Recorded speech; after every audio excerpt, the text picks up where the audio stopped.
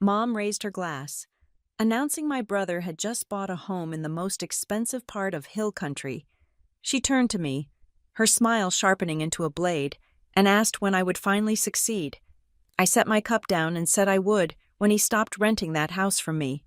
The music played, but the air vanished. My phone buzzed with a notification from my property manager. The eviction notice was filed today. My name is Piper Wallace. I am 34 years old, and for the last 2 decades, I have been a ghost in my own family. I stood near the cooler, nursing a lukewarm, sparkling water, watching the scene unfold in my parents' backyard in Round Rock, Texas.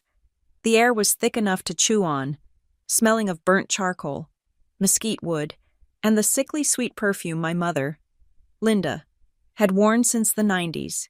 It was 95 degrees in the shade, but the heat radiating from the grill was nothing compared to the suffocating warmth of my parents' pride. They were celebrating.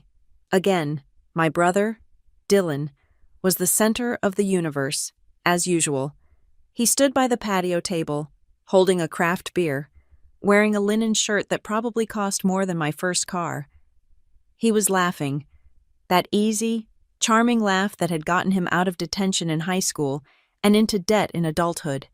His new girlfriend, Sierra, was clinging to his arm. She looked young, hopeful, and completely unaware that she was dating a mirage. My father, Ray, was manning the grill, flipping burgers with a vigor I rarely saw unless Dylan was around. He looked over at his son with eyes that practically watered with adoration. "Attention, everyone! Attention, please!" Linda clapped her hands, the sound sharp and demanding. She stepped up onto the slightly raised wooden deck, effectively making it her stage. The chatter of aunts, uncles, and cousins died down. Even the kids stopped chasing the dog. Linda beamed, raising her plastic cup of white wine high in the air. "I just want to take a moment to embarrass my baby boy," she announced, her voice pitching up an octave. "We all know Dylan has been working so hard on his business ventures. Well, hard work pays off. Tell them. Ray?" Ray wiped his hands on his apron, grinning. "Our boy just bought a house in Juniper Bluff, the big lot on the corner, the one with the infinity pool." A collective gasp went through the backyard. Juniper Bluff was not just a neighborhood. It was a statement. It was where the tech executives and old money of hill country lived. It was the kind of place where the homeowners association fees cost more than the rent on my first apartment. "Bought it all on his own," Linda continued, her chest swelling. "No help from us, just pure talent and drive. To Dylan." "To Dylan," the family chorused. Dylan smiled, taking a mock bow. He looked like a king. He looked like a success story. But from where I stood, I noticed the way his smile didn't quite reach his eyes. I saw the bead of sweat tracing a line down his temple that had nothing to do with the Texas heat. He took a long, nervous sip of his beer. Then, Linda turned her head. Her eyes found me in the shadows by the fence. The warmth in her face evaporated instantly, replaced by that familiar, pitying sneer. "Piper," she called out, loud enough for the neighbors 3 houses down to hear. "Did you hear that your little brother bought a luxury home, and you're still well? Where are you living now, that apartment complex near the highway?" The yard went quiet. This was the ritual. Raise Dylan up, push Piper down. It was the balance of their ecosystem. I placed my drink on the railing of the fence. The metal was hot against my palm. I walked forward. Stepping out of the shade and into the harsh afternoon sun, I felt calm. It was a terrifying, icy kind of calm that I had never felt before. "I heard, Mom," I said, my voice steady. Linda laughed, a brittle sound. "Well, aren't you going to congratulate him? Or are you just going to sulk? When are you going to finally get it together? Piper, when are you going to be grand like your brother?" I stopped a few feet away from Dylan. I looked him dead in the eye. I saw the panic flare in his pupils. He knew, somewhere, deep down, he had to know that the house of cards was shaking. "I will be grand," I said, my voice projecting clearly across the silent yard. "When he stops renting that house from me." For 3 seconds, The only sound was the sizzling of grease on the grill. Then, my Uncle Jerry let out a short, confused chuckle. "Good one. Piper, almost had me there." "It is not a joke," I said. I did not smile. Linda's face contorted. "Don't be jealous. Piper, it is ugly. Why do you have to ruin everything with your lies?" "It is not a lie," I repeated. I reached into my back pocket and pulled out my phone. I tapped the screen 3 times, bringing up the document I had saved for this exact moment. Dylan signed the lease agreement 6 months ago. The owner of the property is Juniper Slate Holdings, LLC. That is my company. I am the sole proprietor. I turned the screen toward Linda. It was a digital copy of the lease. At the bottom, clear as day, was Dylan's signature next to mine. Dylan stood frozen. He looked like a deer caught in the headlights of a semi-truck. He opened his mouth to speak, but no sound came out. Sierra dropped his hand. She took a step back, her eyes darting from Dylan to me. "Dylan," she whispered, "you said you bought it. You told me the deed was in the safe." "He tells people a lot of things," I said, keeping my eyes on my brother. "He tells people he is the CEO of a startup. He tells Mom and Dad he is an owner, but every first of the month, he sends a check to my management company." "You are lying," Linda shrieked. She marched over, snatching the phone from my hand to look closer. Her eyes scanned the small screen, desperate to find a flaw, a forgery, anything to keep her reality intact. "Juniper Slate. That sounds like a hedge fund. You are a consultant. Piper, you do not own property in Hill Country." "I own 3, I corrected her. "And Dylan lives in the most expensive one, or he did." My cousin Mike, who lived for drama, pulled out his smartphone. I saw the red dot indicating he was recording. He was aiming the camera right at my face, expecting me to crack, expecting the crazy sister to have a meltdown. I looked directly into his camera lens. "Go ahead and film, Mike," I said. "Keep it rolling, because from this moment forward, everything that happens here is evidence." "Evidence," Ray spoke up, his voice booming but shaky. He abandoned the grill, leaving the burgers to char. "Now you listen here, young lady. You apologize to your brother right now. I do not know what kind of sick game you are playing. Forging documents." "I do not forge documents, Dad," I cut him off. "I audit them."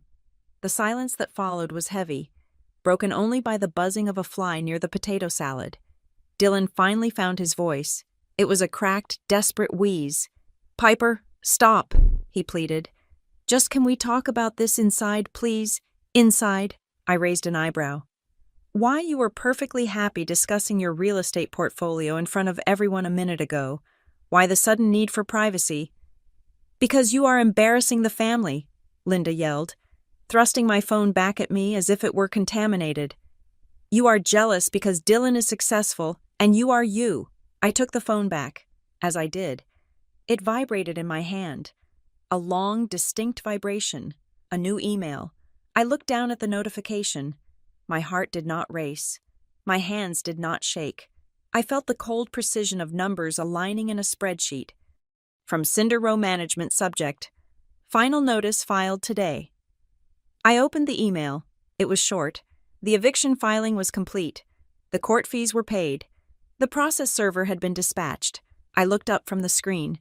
The entire family was staring at me, some with anger, some with confusion.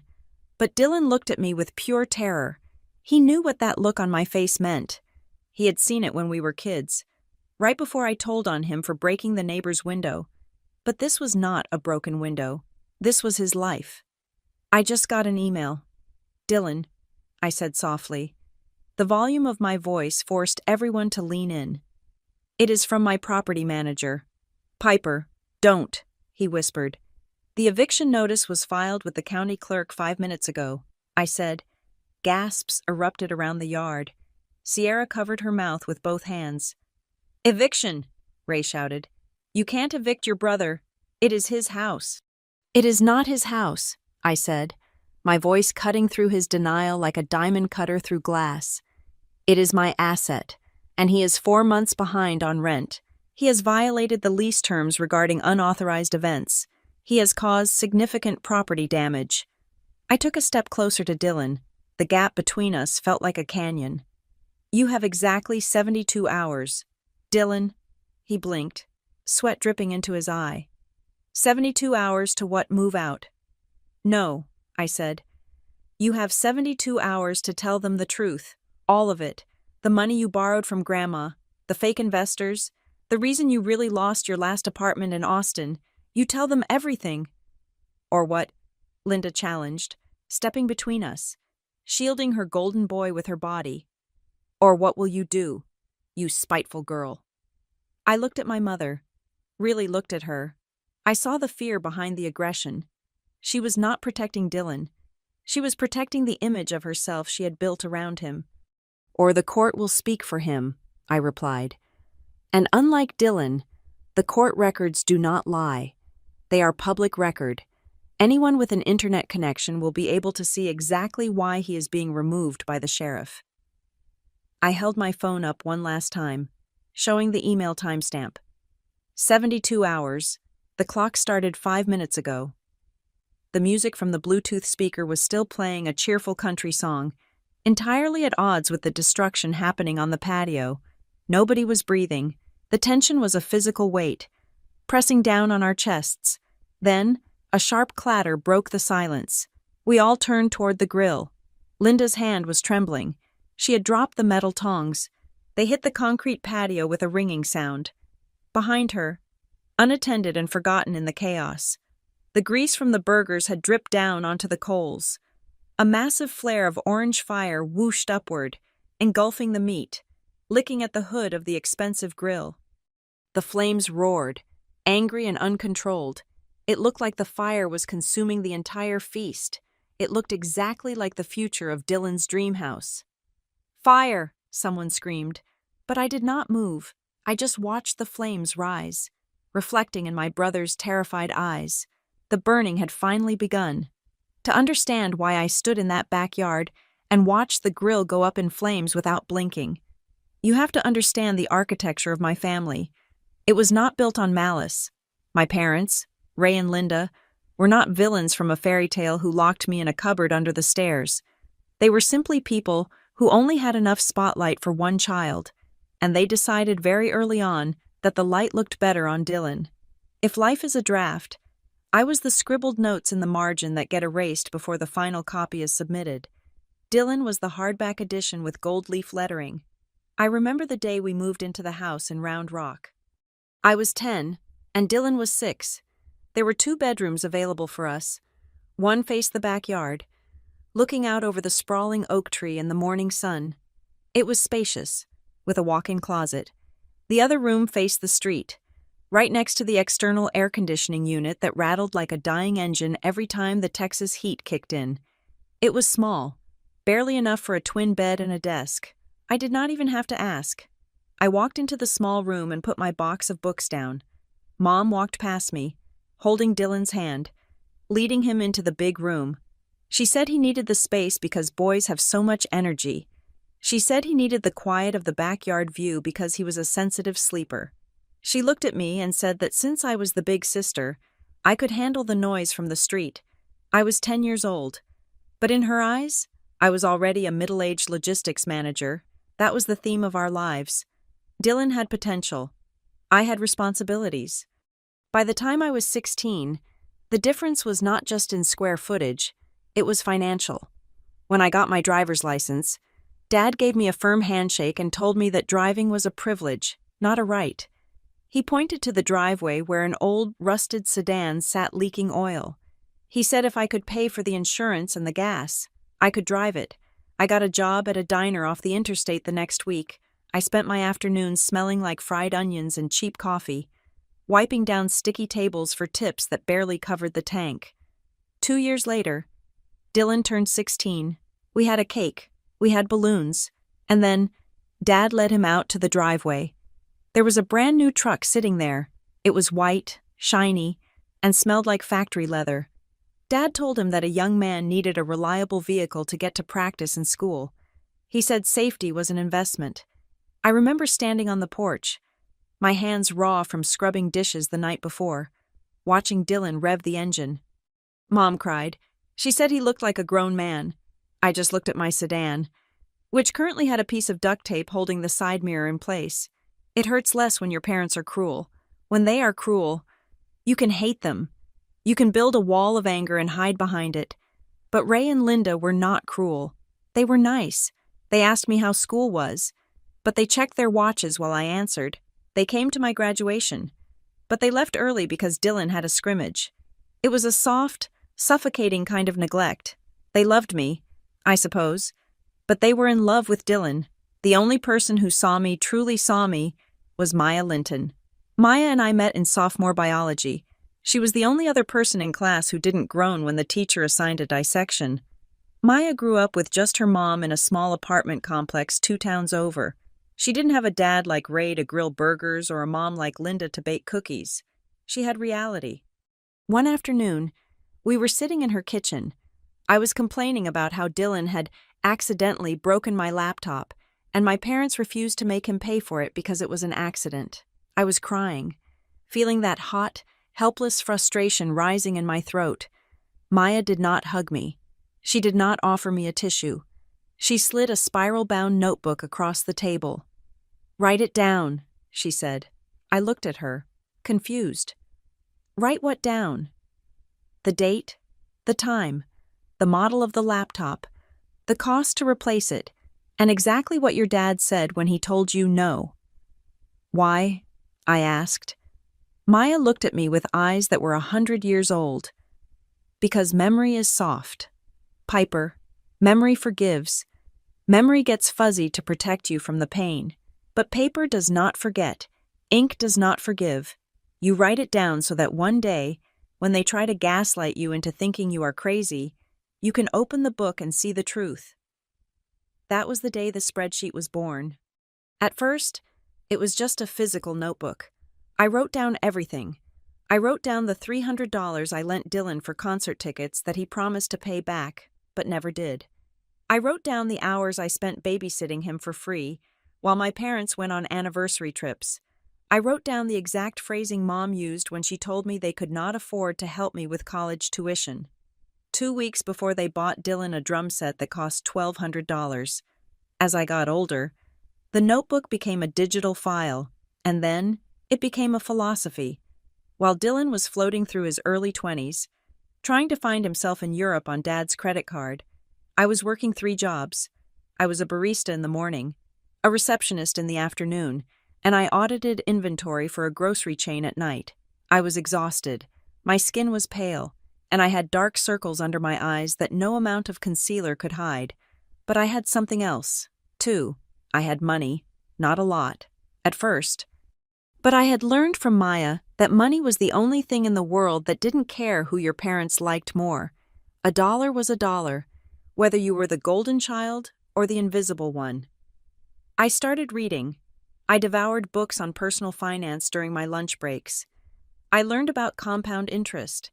I learned about low-cost index funds. I learned about real estate investment trusts. While girls my age were spending their paychecks on clothes to impress guys at bars, I was transferring 40% of my income into a high-yield savings account. I lived like a monk. I ate rice and beans. I drove that old sedan until the engine block literally cracked. I wore clothes from thrift stores. My parents looked at me with a mixture of pity and embarrassment. "You work so hard, Piper," Mom would say, shaking her head as she looked at my worn-out shoes. "It is a shame you can't seem to get ahead. Maybe you should look for a husband who can support you." I never corrected her. I never told her that I had a net worth of $50,000 by the time I was 23. I never told her that by 25, I had hit 100,000. I let them believe I was struggling. I let them believe I was poor. It was safer that way. If they knew I had money, they would find a reason why Dylan needed it more than I did. Then came the startup phase. Dylan came home one Thanksgiving, glowing with the confidence of a man who has never heard the word no. He stood in the living room, wearing a turtleneck, and pitched his idea to the family. It was some vague concept about an app that connected dog walkers with people who wanted to walk dogs for free. It made zero financial sense. There was no revenue model. It was a charity masquerading as a business. Dad listened to him like he was listening to Steve Jobs. He nodded. He rubbed his chin. He asked questions like, "How will you handle the rapid scaling?" I sat in the corner, holding my plate of turkey, and did the math in my head. I calculated the burn rate. I calculated the customer acquisition cost. I knew, with absolute certainty, that this idea would burn through cash faster than a wildfire. "I just need a little seed capital," Dylan said, flashing that winning smile. "Just $20,000 to get the beta launched." Dad reached for his checkbook before Dylan had even finished the sentence. "We believe in you, son," Dad said. "You have the vision." I felt a physical pain in my chest. $20,000. That was exactly the amount I still owed on my student loans. That was money I had been paying off, dollar by painful dollar, for 4 years, and Dad just handed it to him like he was passing the salt. I started to say something.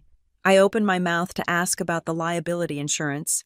I wanted to ask about the marketing budget. But then I looked at Mom.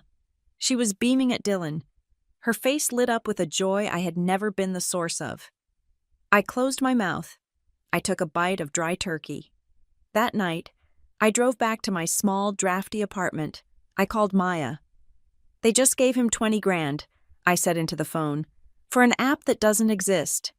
"Put it in the ledger," Maya said simply. "It is not my money," I said. "I can't track it." "It is the cost of your freedom," Maya corrected me. "Every dollar they waste on him is a dollar you know you can never rely on. It proves you are on your own. Write it down. Piper, document the disparity.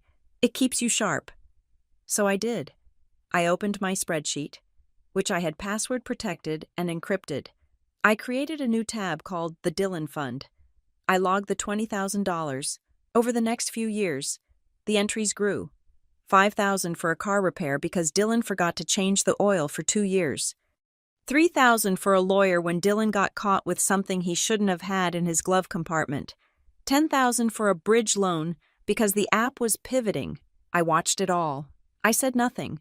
I continued to climb at Cinder Row Private Strategies. I moved from an analyst role to a junior associate.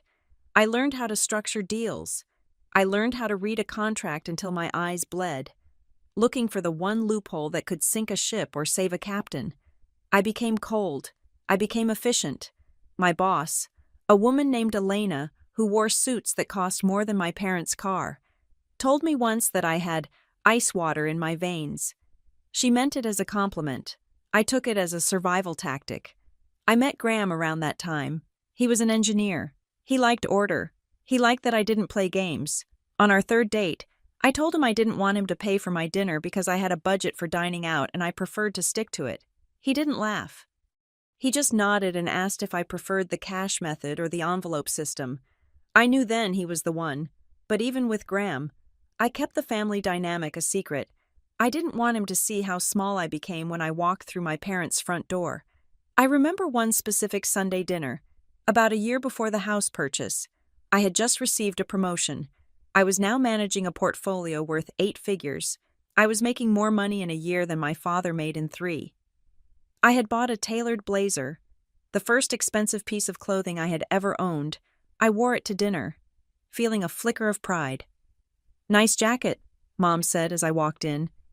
"Is that from the outlet mall?" You have to be careful with those outlet brands. The stitching comes loose. I got a promotion. "Mom," I said, "I'm a senior associate now." "That is nice, honey," she said, turning back to the stove. "Oh, did you hear Dylan is thinking about getting his real estate license? He thinks he has a real knack for people." I stood there in my $1,000 blazer, feeling like I was wearing a trash bag. It didn't matter what I did. I could become the President of the United States, and they would ask me if I could get Dylan a job in the Secret Service. That was the moment the final tumblers in the lock clicked into place. I realized that anger was a waste of energy. I realized that trying to impress them was like trying to fill a bucket with no bottom. I went to the bathroom and looked at myself in the mirror. I looked at the woman who managed millions of dollars.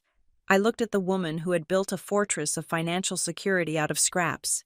"They don't hate me," I whispered to my reflection. It was a revelation that should have broken my heart, but instead, it set me free. Hate implies passion. Hate implies that you matter enough to be an enemy. This was worse. This was indifference. They just don't need me to shine, I said. Because if I shine, it casts a shadow on him. I walked out of that bathroom a different person. I stopped trying to share my victories. I stopped trying to be seen. I became exactly what they thought I was: boring. Reliable, broke Piper. And then, I started looking for a house to buy. Not for me to live in, but an investment property. Something in hill country. Something big. Something that would attract the kind of tenant who cared more about image than substance. I was not planning revenge then. Not really. I was just doing business. But deep down, in the part of my brain where Maya's voice lived, I knew I was building a stage. I just didn't know who would walk onto it yet. Then came the text message from Dylan. Hey sis, do you think you could lend me $50 for gas Mom and Dad are tapping out? I looked at the message. Then I looked at my bank account balance on my other screen. It was a number with 2 commas. Sorry, I typed back. I am pretty tight this month. I transferred another $2,000 into my investment account, shut my laptop, and smiled. I was ready to play the long game. The education of Piper Wallace did not happen in a classroom. It happened in the back office of a 24-hour diner and in the quiet, dust-mote-filled air of the university library at 3 a.m, while Dylan was taking a gap year to find himself on the beaches of Barcelona. I was finding myself in the fine print of loan agreements. I attended a state university just outside of Austin. It was a practical choice. The tuition was manageable, and the bus lines were reliable. I did not live in a dorm. Dorms were for people who wanted the college experience. I wanted the degree. I rented a room in a basement that smelled perpetually of damp carpet, and I stacked my schedule so tight that sleep became a luxury item I could rarely afford. My parents contributed exactly $0 to my education. This is not an exaggeration. When I filled out my financial aid forms, the expected family contribution line was a joke, on paper. Ray and Linda made enough money that I did not qualify for grants. In reality, that money was funneled into Dylan's hobbies, Dylan's tutors, and Dylan's comfort. I fell into the gap: too rich to be poor, too poor to be rich. So I worked. I was a ghost on campus. I went to class. I took notes. And then I put on a uniform. By my junior year, I was juggling 3 jobs. I opened the campus coffee shop at 5 a.m. I spent my afternoons tutoring statistics to fraternity brothers who smelled like stale beer and desperation. And on weekends, I did data entry for a local logistics firm. That data entry job was the turning point. It taught me that the world is not run by charismatic leaders making speeches. It is run by the people who manage the spreadsheets. By the time I graduated, I had no debt. I also had no friends, no party photos, and no memories of tailgating. But I had a credit score of 780 and a job offer from Cinder Row Private Strategies. Cinder Row was not the kind of firm you see in movies. There were no brokers screaming into telephones or throwing monitors out of windows. It was a boutique wealth management firm that handled money for families who had been rich since the railroad boom. It was quiet. It was carpeted in thick, navy wool. It smelled of old paper and serious money. I started as a junior analyst. My job was to take the chaotic financial lives of our clients and organize them into neat, digestible reports. I was good at it. I was good at it because I had spent my entire life making myself small and observant. In that office, silence was a currency. The loud guys, the ones who wore the flashy watches and bragged about their weekend conquests, usually burned out or made compliance errors. I was the one who stayed late. I was the one who double-checked the tax harvesting strategies. I was the one who noticed when a trust fund distribution was off by a decimal point. My boss, a senior partner named Elena, noticed. She called me into her office 6 months in. "You don't talk much, Wallace," she said, looking over her reading glasses. "I prefer to work," I replied. "Good," she said. "Clients pay us for results, not for chatter. I am putting you on the grand family accounts. They are messy. Don't let them intimidate you." I did not let them intimidate me. I had grown up navigating the emotional minefield of Ray and Linda. Dealing with eccentric billionaires was a vacation by comparison. I learned how to structure shell companies. I learned how to use real estate depreciation to offset income tax. I learned the difference between being rich and being wealthy. Rich is buying a Ferrari. Wealthy is buying the dealership and leasing the land back to yourself. As my salary grew, so did my secrecy. When I got my first 5-figure bonus, I did not buy a new car. I drove my rattling sedan to the bank and transferred every cent into a low-cost index fund. I lived on 40% of my income. The rest vanished into the market, to my parents. I was still struggling Piper. I made sure of it. When I visited for holidays, I wore my oldest jeans. I complained about the price of gas. I let them pay for my lunch at cheap taquerias and listened to them sigh about how tough the economy was for young people. "It is okay, honey," Dad would say, patting my hand. "Not everyone is cut out for the big leagues like Dylan. He is pitching to venture capitalists next week." I would just nod and chew my taco. I knew that Dylan's pitch was just him buying drinks for guys who were just as broke as he was. Meanwhile, my net worth had just crossed the $250,000 mark. It was around this time that I met Graham Cole. Graham was a systems engineer for a semiconductor company. We met in the most boring way possible in the line at the post office. He was mailing a rebate form for a router. I was mailing a certified letter to the IRS for a client. We started talking about the inefficiency of the postal sorting machines. Graham was the antithesis of drama. He was logical, calm, and deeply kind. He did not care about brands or status. He wore t-shirts that he had owned since college and drove a truck that he maintained himself. On our 4th date, he came over to my apartment. It was a modest 1-bedroom, but it was clean. He saw the stack of financial textbooks on my nightstand. "Light reading?" he asked, picking up a book on commercial lease law. "I like to know how the machine works," I said. He sat down and looked at me. "You are not really a receptionist, are you?" I had told him I did administrative work. It was my default cover story, but looking at Graham, with his honest eyes and his gentle demeanor, I decided to take a risk. I opened my laptop. I showed him my portfolio. I showed him the spreadsheets where I tracked every penny, every dividend, every projection for the next 30 years. He did not get intimidated. He did not ask to borrow money. He leaned in, adjusted his glasses, and pointed to a cell in column G. "Your projection for inflation here is a bit conservative," he said. "Given the current supply chain issues, you might want to bump that up by 0.5%. I think I fell in love with him in that exact second. Graham became my vault. He was the only person in the world who knew that the poor relation at the family BBQ was actually on track to retire at 45. We moved in together a year later. We split the rent, 50-50, down to the penny. It was the most romantic thing I had ever experienced. But I was not just saving money, I was building an arsenal. Maya's advice from high school had evolved. It was no longer just about writing things down in a notebook. It was about documentation. It was about the chain of custody. I created a digital filing system on an encrypted hard drive. I called it the archive. Every time Dylan sent me a text asking for money, I took a screenshot and saved it. Every time Mom emailed me guilt-tripping me about missing a family event because I had to work, I saved it as a PDF.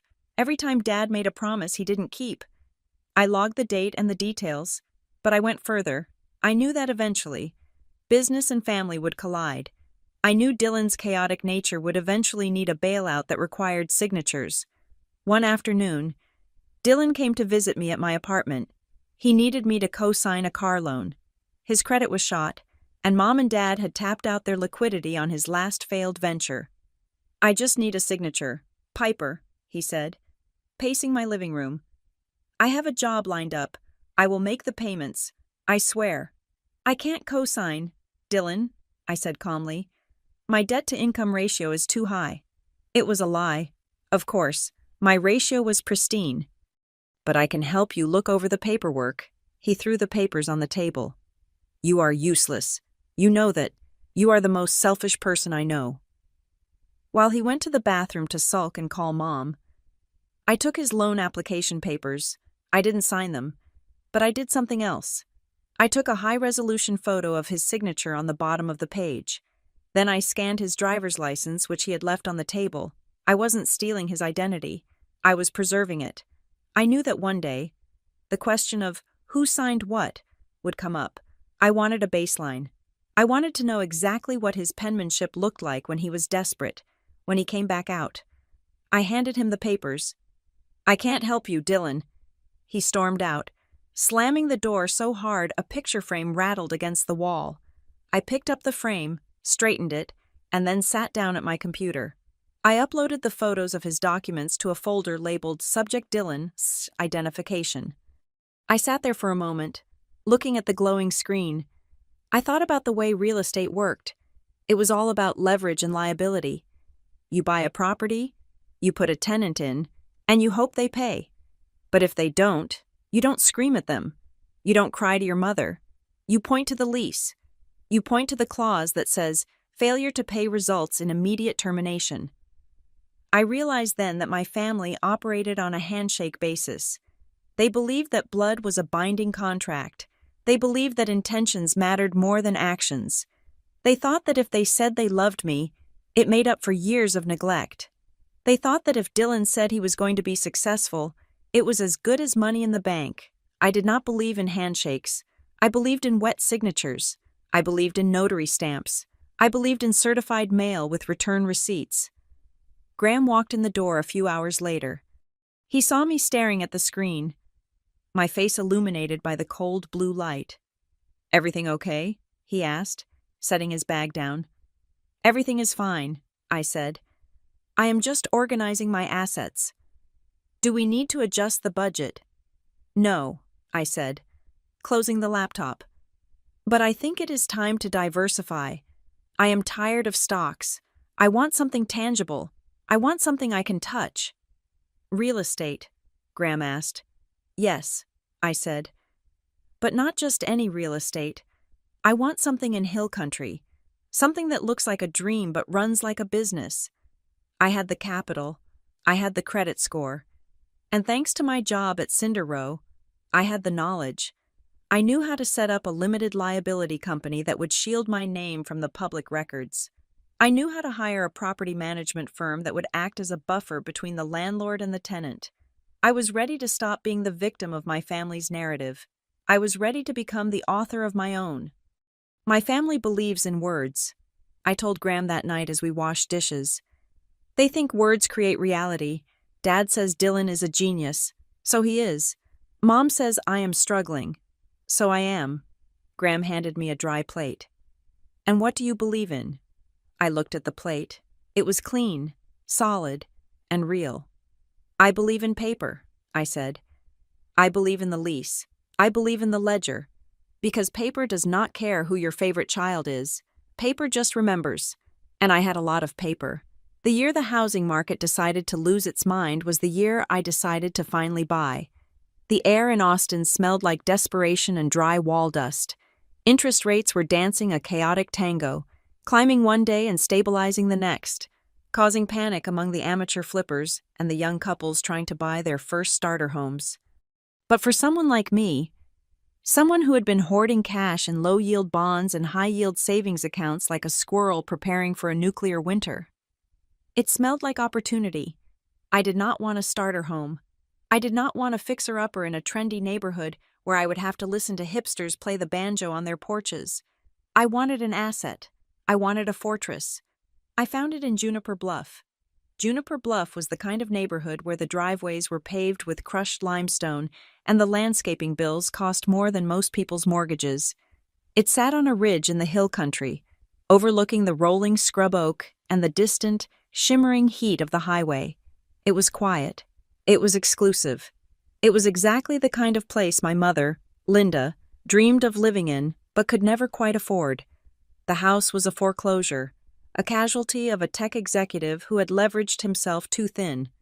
It was a modern box of glass and steel, stark and cold, sitting on 2 acres of land. When I walked through it for the first time with my realtor, I didn't see a home. I saw a balance sheet. It needs work, the realtor said, her heels clicking on the unfinished concrete floors. The previous owner stripped the fixtures before the bank took it. Good, I said. I don't want his taste. I want the equity. I bought the property for $850,000. It was a steal, considering the comps in the neighborhood were selling for $1.2 million, but I did not sign the deed as Piper Wallace. I had learned too much from the grand family accounts at Cinder Row to make a rookie mistake like owning assets in my own name. I formed a limited liability company. I called it Juniper Slate Holdings LLC. It cost me $300 to file the paperwork with the Secretary of State. I used a registered agent service so that my name would not appear on the public address search. If anyone looked up the owner of the house on the ridge, they would find a faceless corporate entity with a P.O. box in Delaware. This was not just about privacy, it was about insulation. I knew my family. If Ray or Linda knew I had nearly $1 million in real estate, the guilt trips would start. Dylan would need a loan. Dad would need a new truck. Mom would need a vacation to recover from the stress of being a mother. By burying the house inside the LLC, I was building a firewall between my labor and their entitlement. Once the papers were signed, I went to work, but I did not pick up a hammer. I hired a contractor, a man named Silas who spoke in grunts and invoices. I told him what I wanted. I want it to look like a magazine cover, I said. I don't care if it is comfortable. I want it to be impressive. We knocked down the wall between the kitchen and the living room to create an open-concept cavern that echoed when you spoke. We installed a kitchen island made of white quartz that was long enough to land a small aircraft on. We put in floor-to-ceiling sliding glass doors that opened out to the backyard. And then, there was the pool. The backyard was the selling point. It dropped off into a ravine, offering an unobstructed view of the sunset. I put in an infinity pool. The water lines seemed to vanish into the horizon. We added a fire pit, LED lighting that could be controlled by a smartphone, and a specialized outdoor sound system. It was beautiful. It was also completely soulless. It was a house designed for people who lived their lives for the approval of strangers on the internet. It was a stage set, waiting for actors. While the renovations were happening, I continued to play the role of the struggling daughter. I drove my 10-year-old sedan to my parents' house for Sunday dinner. The air conditioner in my car had finally died, so I arrived sweating and flustered. "Oh, Piper," Mom said, handing me a glass of iced tea as I walked into their kitchen. "You look exhausted. Is that old car still giving you trouble?" "It gets me from point A to point B," I said, wiping my forehead. "You really should ask for a raise," she said, chopping carrots with aggressive precision. Dylan was telling us about his new networking group. He says you have to project success to attract success. Maybe if you dressed a little better, your boss would take you seriously. I took a sip of the tea. It was overly sweet. I will keep that in mind. Mom, I didn't tell her that I had just approved a $15,000 invoice for imported Italian tile for the master bathroom of my secret house. I didn't tell her that my boss had just given me a performance bonus that could buy Dylan's entire wardrobe 10 times over. I just stood there, letting her criticism wash over me, knowing that in my pocket I held the keys to a kingdom she would never enter. I hired a property management company to handle the tenant search. I chose a firm called Ironclad Residential. Their logo was a shield. Their reputation was ruthless. I sat down with the account manager, a woman named Karen who had a haircut that looked like a safety helmet. "I have very specific requirements for the lease," I told her.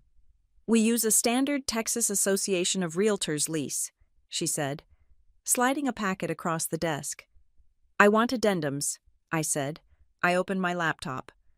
"I want a strict limit on occupancy. No more than 2 adults. I want a noise curfew of 10 o'clock. And I want a specific clause regarding events. Any gathering of more than 10 people requires prior written approval and a $500 non-refundable deposit." Karen raised an eyebrow. "That is pretty restrictive for a luxury rental. You might scare off high-end tenants." "I don't want a tenant who wants a home," I said. "I want a tenant who wants a showroom, and I want to protect my asset." I added one more clause. It was a legal technicality, but I knew it was crucial. I want a clause stating that all legal notices, including service of process for any disputes, are considered valid if delivered to the rental address via certified mail or posted on the front door. Karen typed it into her notes. Standard procedure, but we can make the language bolder if you like. Make it bold, I said. Make it impossible to miss. A week before the house was ready to list, I took Maya to see it. We drove up the winding road to Juniper Bluff in Graham's truck. The sun was setting, casting a golden glow over the limestone cliffs. I punched the code into the smart lock, a 10-digit sequence that I changed weekly, and the heavy glass door swung open. Maya walked in. She stopped in the middle of the great room. The house smelled of fresh paint, new carpet, and money. The white quartz island gleamed under the recessed lighting. The infinity pool outside looked like a sheet of blue glass. Holy cow. Piper, Maya whispered. She walked around the space, touching the smooth walls, looking at the Viking range in the kitchen that cost more than her first car. She walked out to the patio and looked at the view. You own this, she said. It wasn't a question. Juniper Slate Holdings owns it, I corrected her. But yes. Maya turned to look at me. She knew me better than anyone. She knew about the spreadsheet. She knew about the archives. She looked at the house, and then she looked at me. And her expression wasn't just impressed. It was worried. This isn't an investment, she said slowly. This is something else. It is a rental property, I said defensively. The cap rate is excellent. The appreciation in this zip code is 8% annually. Bull, Maya said. She gestured to the open layout, the party-ready patio, the sheer ostentatiousness of the design. This house is a honeypot. You built this for someone specific. You built this for the kind of person who needs to show off. I didn't answer. I walked over to the kitchen island and ran my hand along the cold stone. You are building a trap, Maya said. Aren't you? You are waiting for Dylan to stumble into this. I am not forcing him to do anything, I said. I am just putting a product on the market. If he happens to want it, that is his choice. Piper, Maya said, her voice soft. Be careful. When you build a wall this high, sometimes you forget to put in a door. You are isolating yourself. I am not building a wall, I said, looking out at the darkening hills. I am building an escape route. If everything goes wrong, if I lose my job, if Graham leaves me, if the economy collapses, I have this. I have an asset that is mine. Nobody gave it to me. Nobody can take it away. Maya didn't look convinced, but she didn't push. She knew that once I made a decision, it was as permanent as the concrete foundation we were standing on. Before we left, I called Karen at the management company. One last thing, I said into the phone. Yes, Ms. Wallace. I want a mandatory inspection clause. I said, every 90 days, but I don't want you to just inspect. I want photos, high-resolution photos of every room, every appliance, the pool filtration system, the landscaping, everything. That is a lot of documentation, Karen said. Usually we just do a checklist. I want the photos, I insisted, and I want them time-stamped. I want a digital paper trail that proves the condition of the house at specific intervals. If a scratch appears on the floor, I want to know exactly which 90-day window it happened in. Okay, Karen said. We can add a periodic condition report fee to the lease to cover the cost. Do it, I said. I hung up the phone. I looked around the empty house one last time. It was perfect. It was pristine. It was a blank slate waiting for a mess to happen. I turned off the lights. The smart system chirped as it armed the security. We walked out into the cool night air. I wasn't suspicious of the future tenant. I didn't even know who they would be yet, but I knew human nature. I knew that people who rented houses like this usually didn't care about maintenance. They cared about the party, and when the party was over, they left the cleanup to someone else. I was simply making sure that when the cleanup time came, I wouldn't be the one holding the broom. I would be the one holding the bill. I got into the truck and drove Maya home, leaving the house on the hill to glow softly in the dark. a lighthouse waiting for a ship to crash against the rocks. The notification arrived on a sluggish Tuesday afternoon.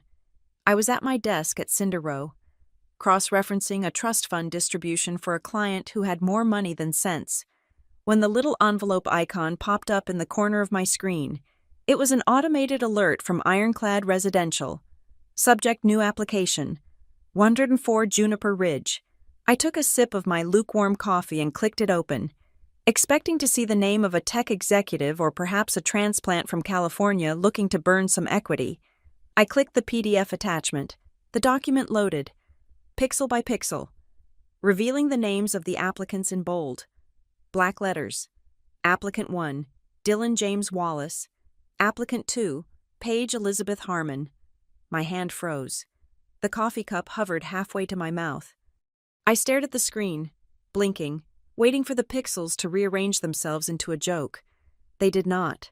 My brother, the boy who once borrowed $50 from me to buy a goldfish and then sold the tank for $20 when the fish died, was applying to rent my house. I set the coffee down slowly. I took a deep breath. Then, I leaned in to audit the application with the same forensic intensity I applied to my billion-dollar portfolios. It was a masterclass in financial disparity. Dylan's section was a work of fiction. Under employer, he had listed CEO or founder, Wallace Ventures.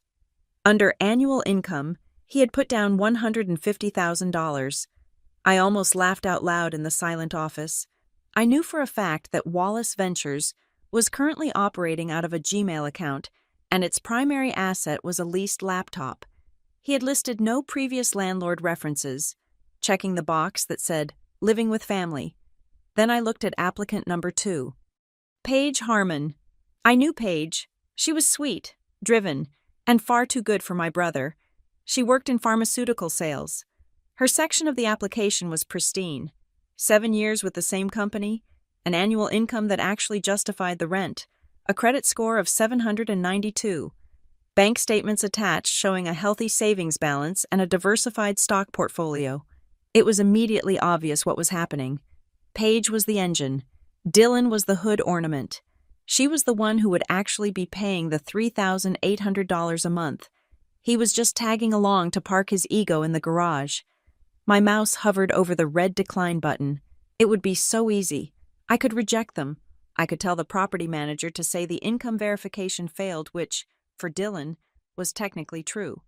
I could save Paige from draining her savings. I could save myself the headache of having my family inside my secret asset. I could keep my world separate, but my finger didn't click. I looked at Dylan's signature at the bottom of the page.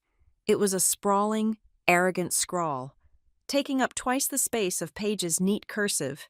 If I rejected him, he would just find another place. He would spin a story to Mom and Dad about how the landlord was biased or the market was rigged. He would remain the victim. But if I approved him, he would be bound by a legal contract. He would be subject to inspections. He would be creating a paper trail of his behavior that Ray and Linda could not wave away with excuses. For the first time in his life, Dylan would not be judged by his potential. He would be judged by his compliance. I moved the mouse. I clicked approve. I signed the approval document as Authorized Representative, Juniper Slate Holdings, LLC.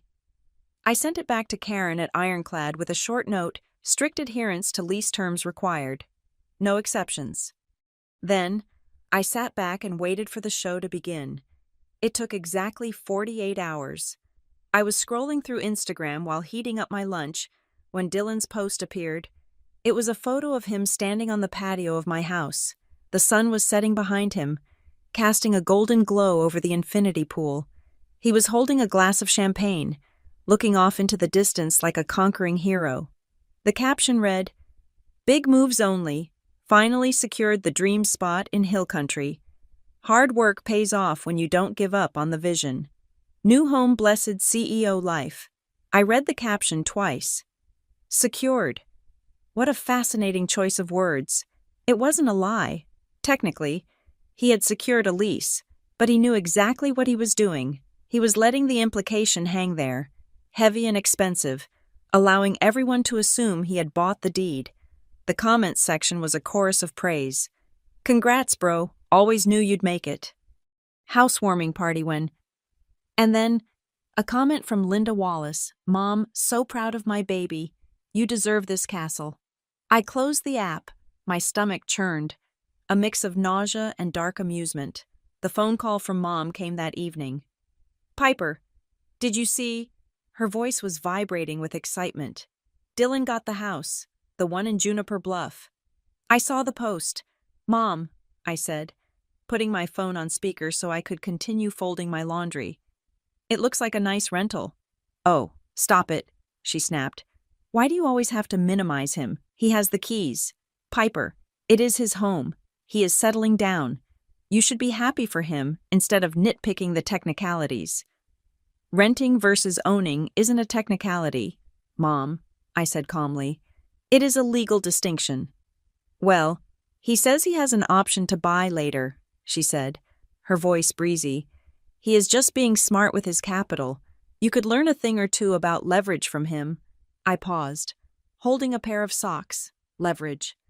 The only leverage Dylan had was Paige's credit score and my silence. I am sure I could, I said. When is the housewarming? Next Saturday, she said. And please, Piper, dress nicely. We are going to be in a very upscale neighborhood. Try not to look like you just came from the gym. I arrived at the housewarming party 10 minutes late. I drove my old sedan up the winding driveway, parking it behind a row of leased BMWs and Mercedes. The house looked spectacular. The landscape lighting I had paid $6,000 for was illuminating the oak trees perfectly. Walking to the front door was a surreal experience. I had to ring the doorbell of a house I owned. Dylan opened the door. He was wearing a blazer with a pocket square.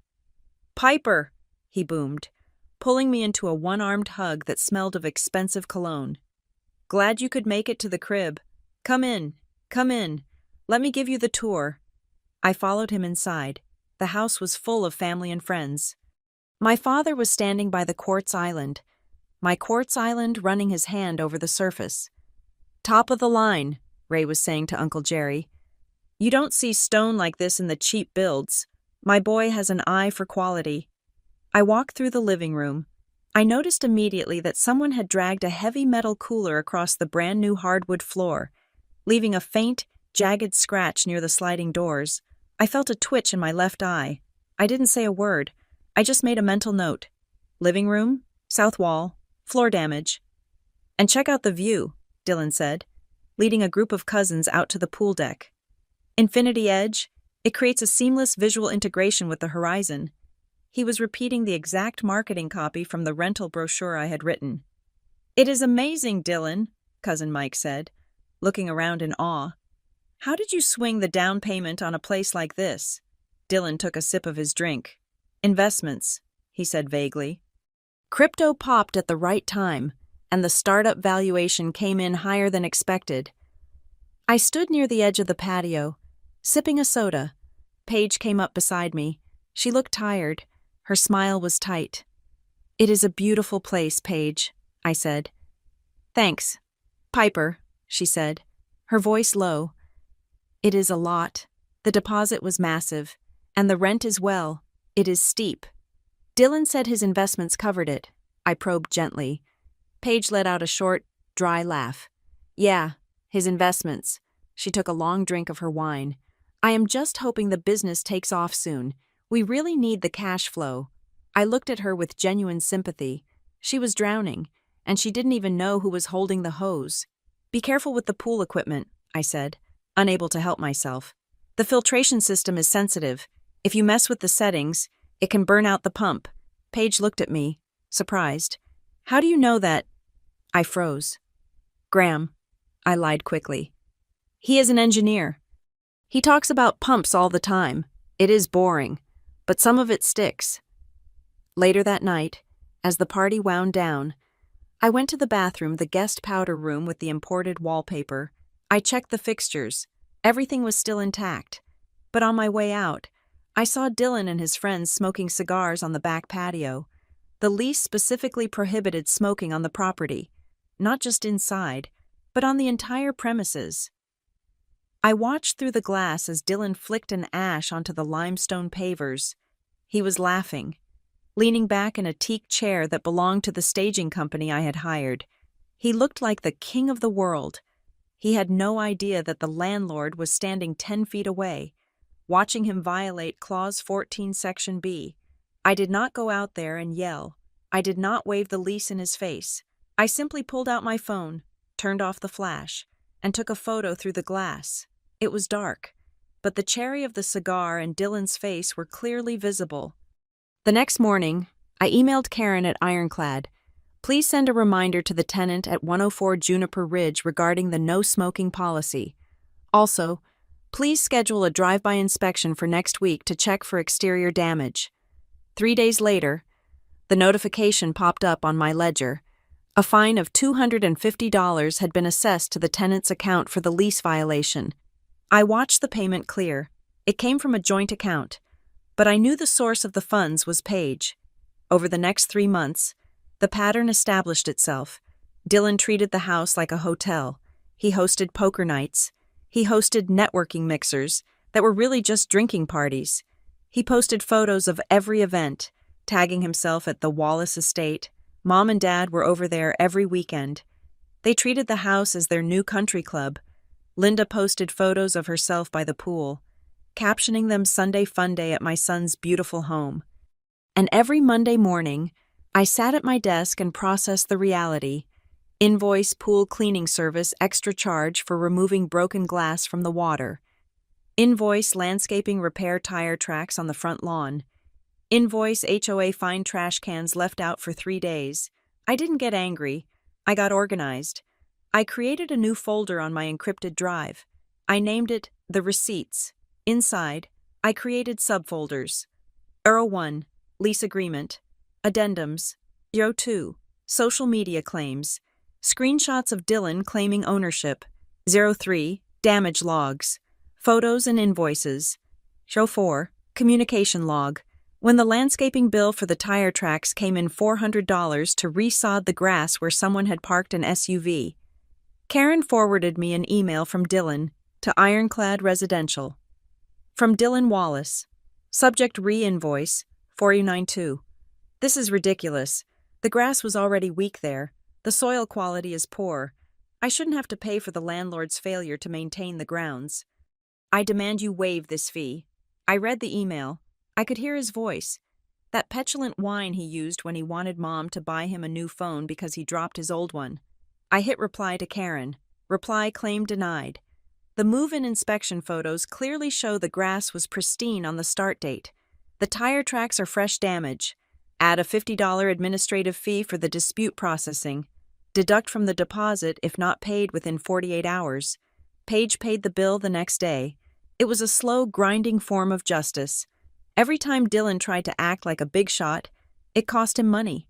Or rather, it cost Paige money. I watched the balance of their deposit dwindle. I watched the late fees start to creep in during the 4th month. I wasn't screaming. I wasn't making a scene. I was just letting the contract do its job.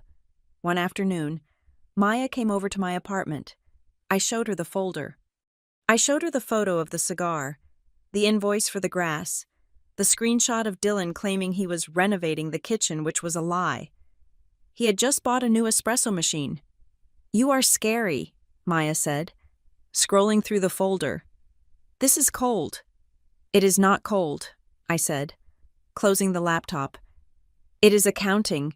Dylan thinks he is living in a dream. He thinks he can charm his way out of consequences because that is how it worked in our parents' house." I took a sip of water. "But in my house," I said, "charm is not a currency. I only accept cash." "How long are you going to let this go on?" Maya asked. "Paige is going to go broke." "I know," I said, and a pang of guilt finally hit me. "I can see the payments getting slower. She is struggling, but I can't intervene yet. If I step in now, they will just say I am being the jealous sister again. They will say I am sabotaging him." I looked at the calendar on the wall. "I have to wait," I said. "I have to wait until the debt is undeniable. I have to wait until the lie is so big that when it pops, it doesn't just make a noise. It has to leave a crater. I didn't know then that the crater would be dug in the middle of a family barbecue, but I knew one thing for sure: every dollar Dylan spent pretending to be a king was a dollar I was logging in the archives of his eventual exile. I saved the latest invoice into the folder. Folder size 4.2 GB. Keep spending, brother, I whispered to the empty room. I am keeping every single receipt. The transformation of 104 Juniper Ridge from a residence into a stage set did not happen overnight. It happened incrementally, fueled by the terrifying modern alchemy of string lights, rented furniture, and the audacity of a man who believed his own press release. By the 5th month of the lease, the house was no longer just a place where Dylan slept. It had become the headquarters for Wallace Dynamics, a company that existed entirely on heavy cardstock and Instagram stories. Dylan had printed business cards. I saw one when my mother, Linda, proudly stuck it to her refrigerator with a magnet shaped like the Alamo. It was matte black with gold foil lettering that read, Dylan Wallace, CEO, visionary, disruptor. It did not say what he was disrupting. I assumed it was mostly his girlfriend's bank account. The gatherings at the house became frequent. They were not parties, Dylan insisted. They were summits. He hosted barbecues that were ostensibly about networking, but were actually about him standing by the infinity pool, holding a pair of tongs like a scepter, and telling other unemployed 20-somethings about his roadmap. I watched it all from a distance. I did not need to be there to see it. I had the inspection reports, and I had Linda's social media feed. Linda was no longer just an enabler. She was the unofficial publicist. She posted photos of the living room with captions like Sunday brunch at the estate.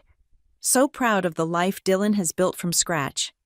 She hung a large, framed portrait of our family minus me, usually, or with me cropped out on the edge right in the entryway.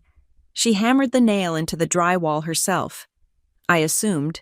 One Tuesday, she called me while I was reviewing a tax strategy for a client. Piper, you really missed out last night, she said. Her voice was tinny through the phone, competing with the sound of a blender in the background. Dylan hosted a group of angel investors. Serious money. He looked so natural at the head of that long table. It is like that house was made for him. I am sure it was, I said, staring at my computer screen. On my monitor, I had a PDF open from Ironclad Residential. It was a maintenance request titled, Urgent Pool Filtration Failure. He is so generous, Linda continued. He let everyone stay until 2 a.m. They were brainstorming by the fire pit. He is building an empire. Piper, you should ask him for advice on your career. Maybe he could help you get out of that little cubicle. I have an office, Mom, I said. Well, you know what I mean. A real office, like Dylan's. I hummed a non-committal noise and scrolled down the maintenance report. The pool pump had seized up. The technician's notes were specific and damning: filtration system clogged with foreign debris. Specifically, a large amount of metallic confetti and what appears to be a plastic champagne flute stem sucked into the intake. The estimated repair cost was $1,200. That sounds great. Mom, I said. I have to go. My cubicle is calling. I hung up and immediately approved the repair invoice. Then I instructed Karen at Ironclad to bill the tenant directly for negligence and misuse of property amenities. I knew Paige would see the bill, and I knew Paige was beginning to crack. I saw the signs in the payment history. The first few months, the rent was paid on the 1st, automatically, from a joint checking account. In month 5, the payment came on the 3rd. In month 6, it came on the 5th, and it was split between 2 different cards. Paige Harmon was a smart woman. She was an organized woman, but she was bleeding out financially to keep Dylan's empire afloat. The breaking point began with a lie I witnessed secondhand. I was at a coffee shop in downtown Austin, grabbing a latte before a client meeting. When I saw them, Dylan and Paige were sitting at a corner table with an older man in a suit. The man looked like old, skeptical Texas oil money. I sat down 3 tables away, behind a decorative fern, and lowered my sunglasses. The location is prime, Dylan was saying, leaning forward. Juniper Bluff. You know the area. Property values are skyrocketing. I got in at the perfect time. The investor nodded slowly. It is a good zip code. You have a lot of equity in the place. Significant, Dylan said without missing a beat. I put a massive down payment on it. The renovations alone, the pool. The open concept, I paid cash for all of it. It is fully leveraged to support the business. I watched Paige. She froze. Her hand, which had been resting near her coffee cup, retracted into her lap. She looked at Dylan, her eyes wide with a mixture of shock and horror. She knew he didn't own the house. She knew she was paying the rent.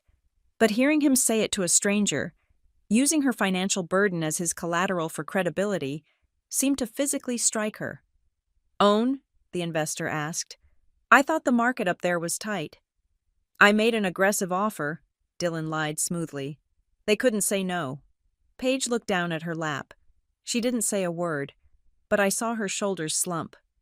It was the posture of someone who realizes they are not a partner, but a prop. I left the coffee shop before they saw me. I didn't need to hear the rest. I went back to my office and waited for the inevitable collision. It happened 3 days later. I received an email from Karen at Ironclad. The subject line was Tenant Inquiry, Verification of Residence. Hi, Piper. We just received a request from Dylan Wallace. He is asking for a formal letter stating that he is the owner of the property at 104 Juniper Ridge, or at least a lease-to-own affidavit. He claims he needs it for a business loan application and that it is just a formality. How do you want to proceed? I stared at the email. The audacity was breathtaking. He was trying to use my property, my asset, to defraud a bank. He wanted the management company to lie for him. I typed my reply. Karen, absolutely not. You are to provide him with a standard verification of tenancy. It should state clearly that he is a renter on a 12-month lease.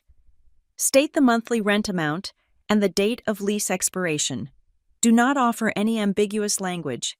If he pushes, remind him that falsifying ownership documents is fraud. I hit send. I imagined the scene when that email landed in Dylan's inbox. He would be furious. He would probably scream at Paige. He would try to spin it. But the spin was running out of momentum. That Saturday was the 4th of July. I knew, based on the patterns of the last 6 months, that there would be a party. I knew the Wallace estate would be lit up like a runway. I was right. But the party did not go as planned. I received a notification from the noise monitoring system, a small, discreet device I had installed that measured decibel levels at 9 in the evening. The noise was well above the limit allowed in the lease. I logged into the management portal to check the status, but instead of just a noise alert, I saw a new flag. Incident report, police dispatch. My heart jumped. I clicked the details. A neighbor had called the cops, not for the noise, but for a domestic disturbance. I didn't go to the house. I couldn't risk being seen.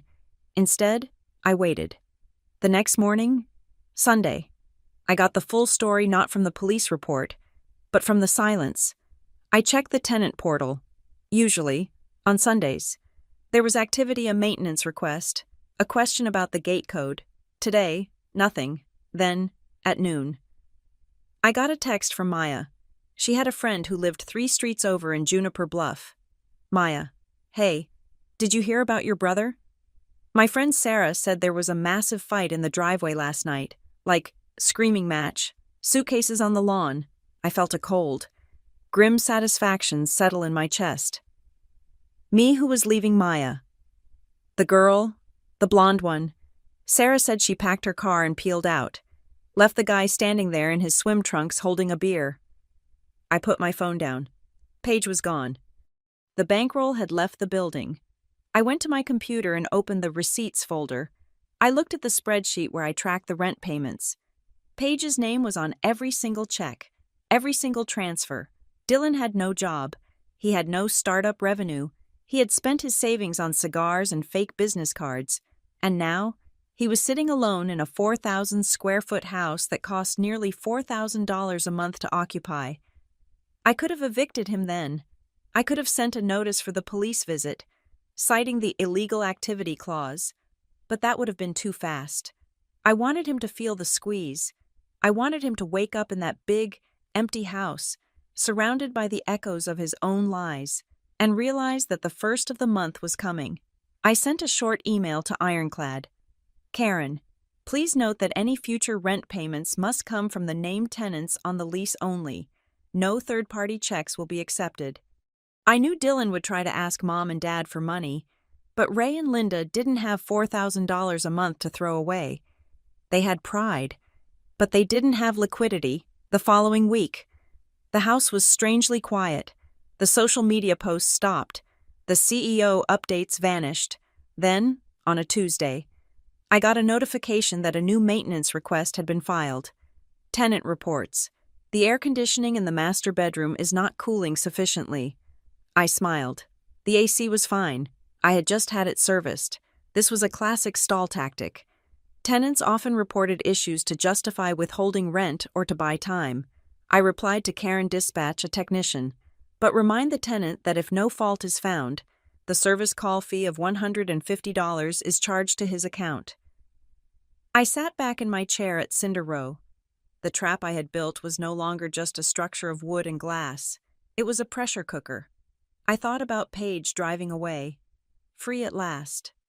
I hoped she kept driving, and I thought about Dylan, walking through those empty rooms, looking at the infinity pool that was slowly turning green because he couldn't afford the chemicals. Wondering how he was going to explain this to his investors. The lie was still standing, but the lights were starting to flicker. I opened my calendar and marked the date of the next family barbecue. It was 3 weeks away. "Hold on, Dylan," I whispered. "Just 3 more weeks." The silence of the first month after Paige left was not peaceful. It was the heavy, suffocating silence of a debt coming due. When the first of the month arrived, my bank account did not ping with a deposit notification. Instead, I received an automated alert from the Ironclad residential portal: payment failed. Insufficient funds. Dylan had tried to pay the rent using the old joint account he shared with Paige. He must have assumed she left some money behind, or perhaps he simply forgot that without her paycheck, that account was nothing more than a digital graveyard. I waited. I did not text him. I did not call him. I sat at my desk at Cinder Row and watched the digital clock on my monitor tick past 5 in the afternoon. At 5:01, the grace period officially ended. I typed a message to Karen at the management company. Post the late fee. Send the standard notification of non-payment. 3 hours later, I saw Dylan's response in the system. It was not a payment. It was a paragraph of excuses that belonged in a creative writing workshop. To management. From Dylan Wallace. Subject: payment schedule. There's a slight delay in the transfer of funds from my business holding account. We are closing a seed round this week, and the wires are tied up in compliance. I will have the full amount, plus a bonus for the trouble. To you by Friday. Please hold off on any official notices, as it might spook the investors. I read the email twice. Spook the investors. He was talking to a property manager like he was negotiating a merger. He still believed he could charm an algorithm. I instructed Karen to reply with a template. Late fees are automatic. Please remit payment immediately to avoid further escalation. He paid 6 days later. It was a cashier's check, likely scraped together from selling off some of the furniture or perhaps a desperate loan from a friend I didn't know. But he paid. Then came month 2. August in Texas is brutal. The heat is relentless, baking the ground until it cracks. It is a season that requires maintenance. It requires money. On the 1st of August, there was no attempt to pay. On the 3rd, there was silence. On the 5th, Karen emailed me. Subject: 104. Juniper Ridge. Delinquency Piper. The tenant is 5 days past due. We have tried calling and emailing. No response. The voicemail box is full. Do you want to offer a payment plan, or do we proceed with the notice to vacate? I looked at the email. This was the moment. A normal sister might have called her brother. A normal sister might have driven over and asked what was wrong. But a normal sister would not have spent 20 years being told she was second best. I did not feel glee. I felt the cold, hard satisfaction of a balanced equation. Proceed by the book, I replied. Send the 3-day notice to vacate via certified mail and post a copy on the inside of the main door as per Texas Property Code. Do not offer a payment plan. Do not offer an extension. The legal machinery groaned into life. It was a slow, grinding sound, but it was unstoppable. A week later, the 90-day inspection report arrived. This time, I did not just look at the invoice. I looked at the photos. The house was dying. The first photo showed the front lawn, the St. Augustine grass, which had been a lush, emerald carpet when he moved in, was now a patchwork of yellow straw and dead dirt. The sprinkler system had been turned off. I assumed the water bill had not been paid, and the city had shut off the service. The second photo showed the pool, my beautiful infinity pool. The centerpiece of the property was a swamp. The water was a cloudy, opaque green. Algae clung to the sides in thick, slimy sheets. The water level had dropped a foot, exposing the skimmers which were choked with dried leaves and what looked like beer cans. Inside was worse. The photo of the living room showed stains on the hardwood dark rings where wet glasses had been set down without coasters. There were scuff marks on the walls. A light fixture in the hallway was hanging by a wire. The expensive white furniture I had staged the house with was gone, likely sold, replaced by a cheap, inflatable gaming chair that sat in the middle of the empty room like a blister. I printed every photo. The printer in my home office hummed rhythmically, spitting out page after page of evidence. Photo 14. Master bedroom, carpet stained, curtains torn. Photo 15, kitchen, pile of trash bags in the corner, ant infestation visible. I took a hole puncher and punched through the thick stack of paper. I opened a fresh binder. I labeled the spine Eviction Exhibit A. Graham walked in while I was organizing the timeline. He held 2 mugs of tea. He set one down on my desk and looked at the wall where I had taped up the calendar. The calendar had red X marks leading up to the current date, and a big red circle around a date 3 weeks from now. The notice to vacate was delivered yesterday, I told him, snapping the binder ring shut. The receipt shows it was signed for by Dylan Wallace at 10 in the morning. Graham looked at the photos of the ruined house. He winced when he saw the pool. He is destroying your investment, Piper, Graham said quietly.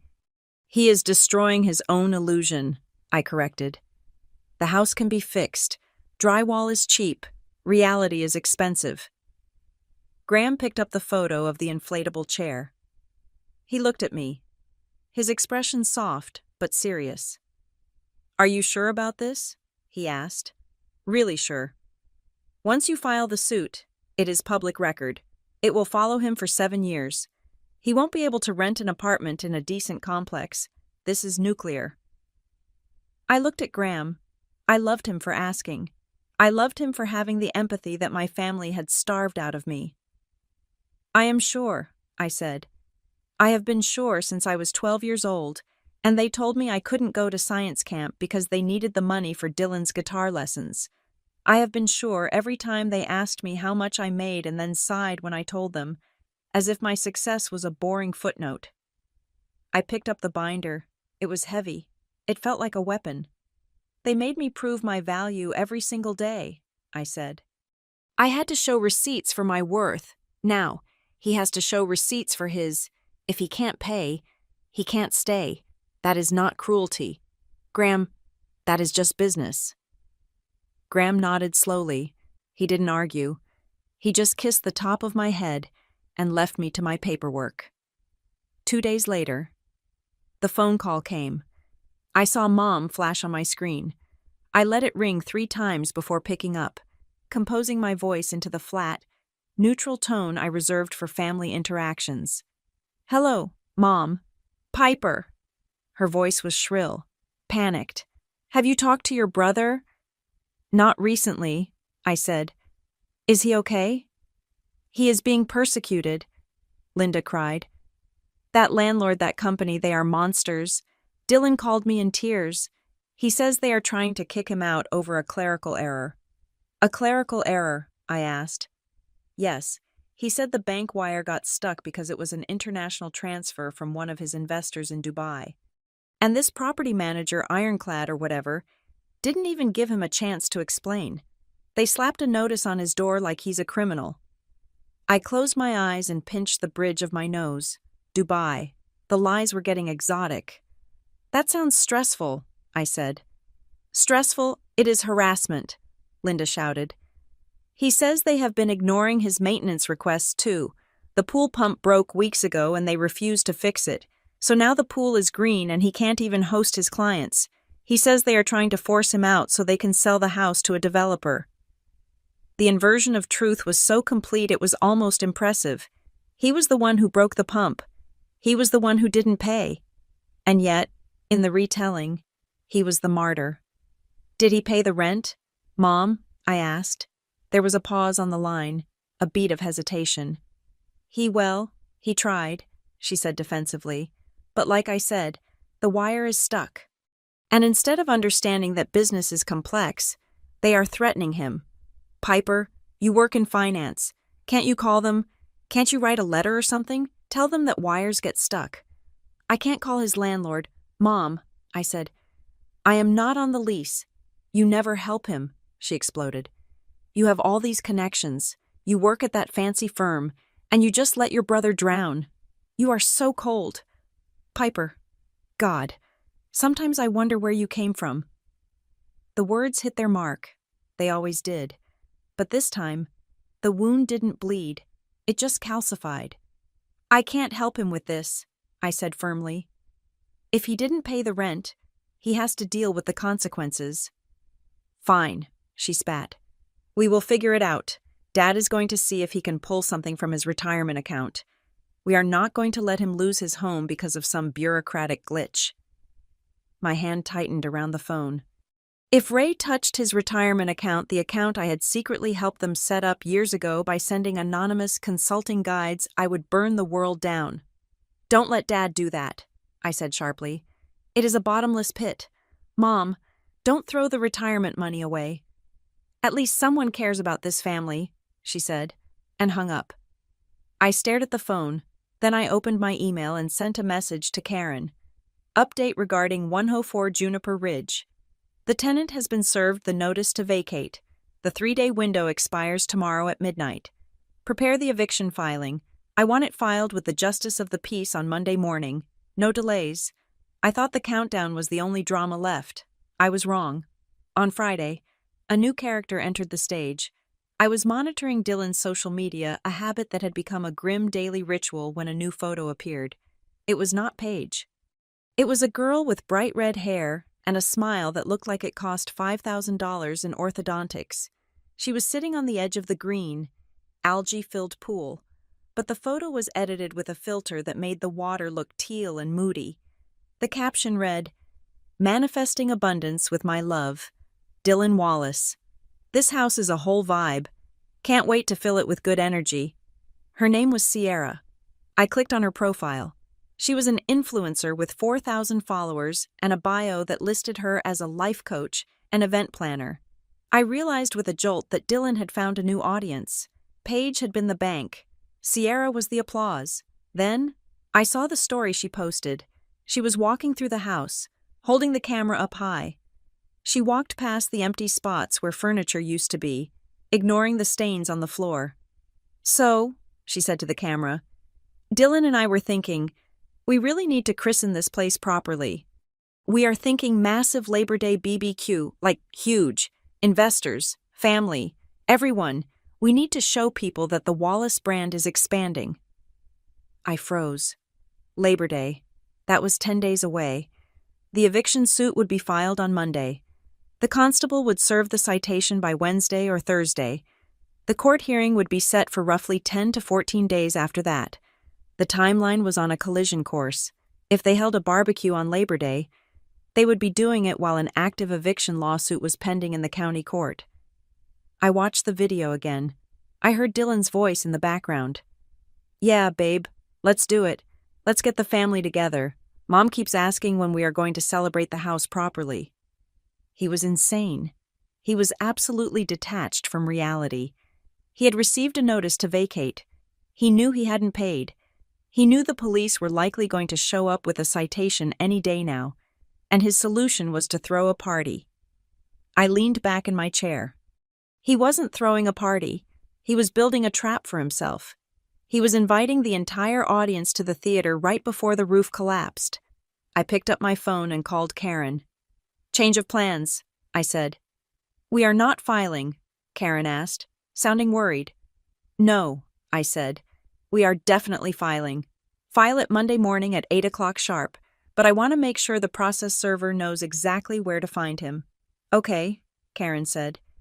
"Do you have a specific time?" "Tell the constable or the server that the tenant will definitely be home on Labor Day."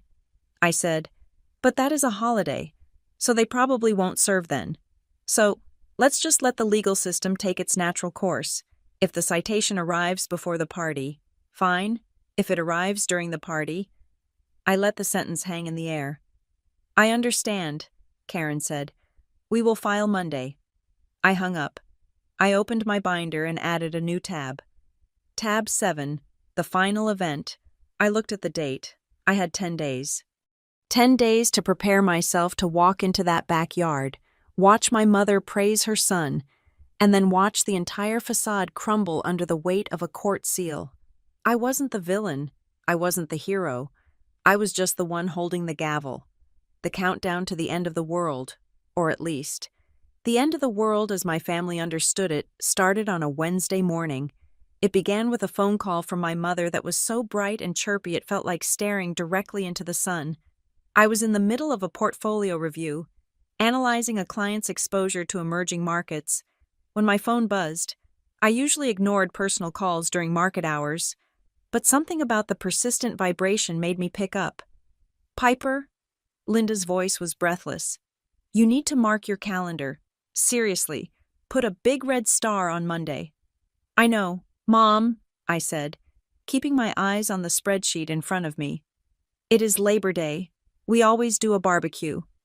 "No, this isn't just a barbecue," she said, dropping her voice to a conspiratorial whisper. "It is a celebration, a victory lap. Dylan just told us the news." I stopped typing. My fingers hovered over the keyboard. "What news?"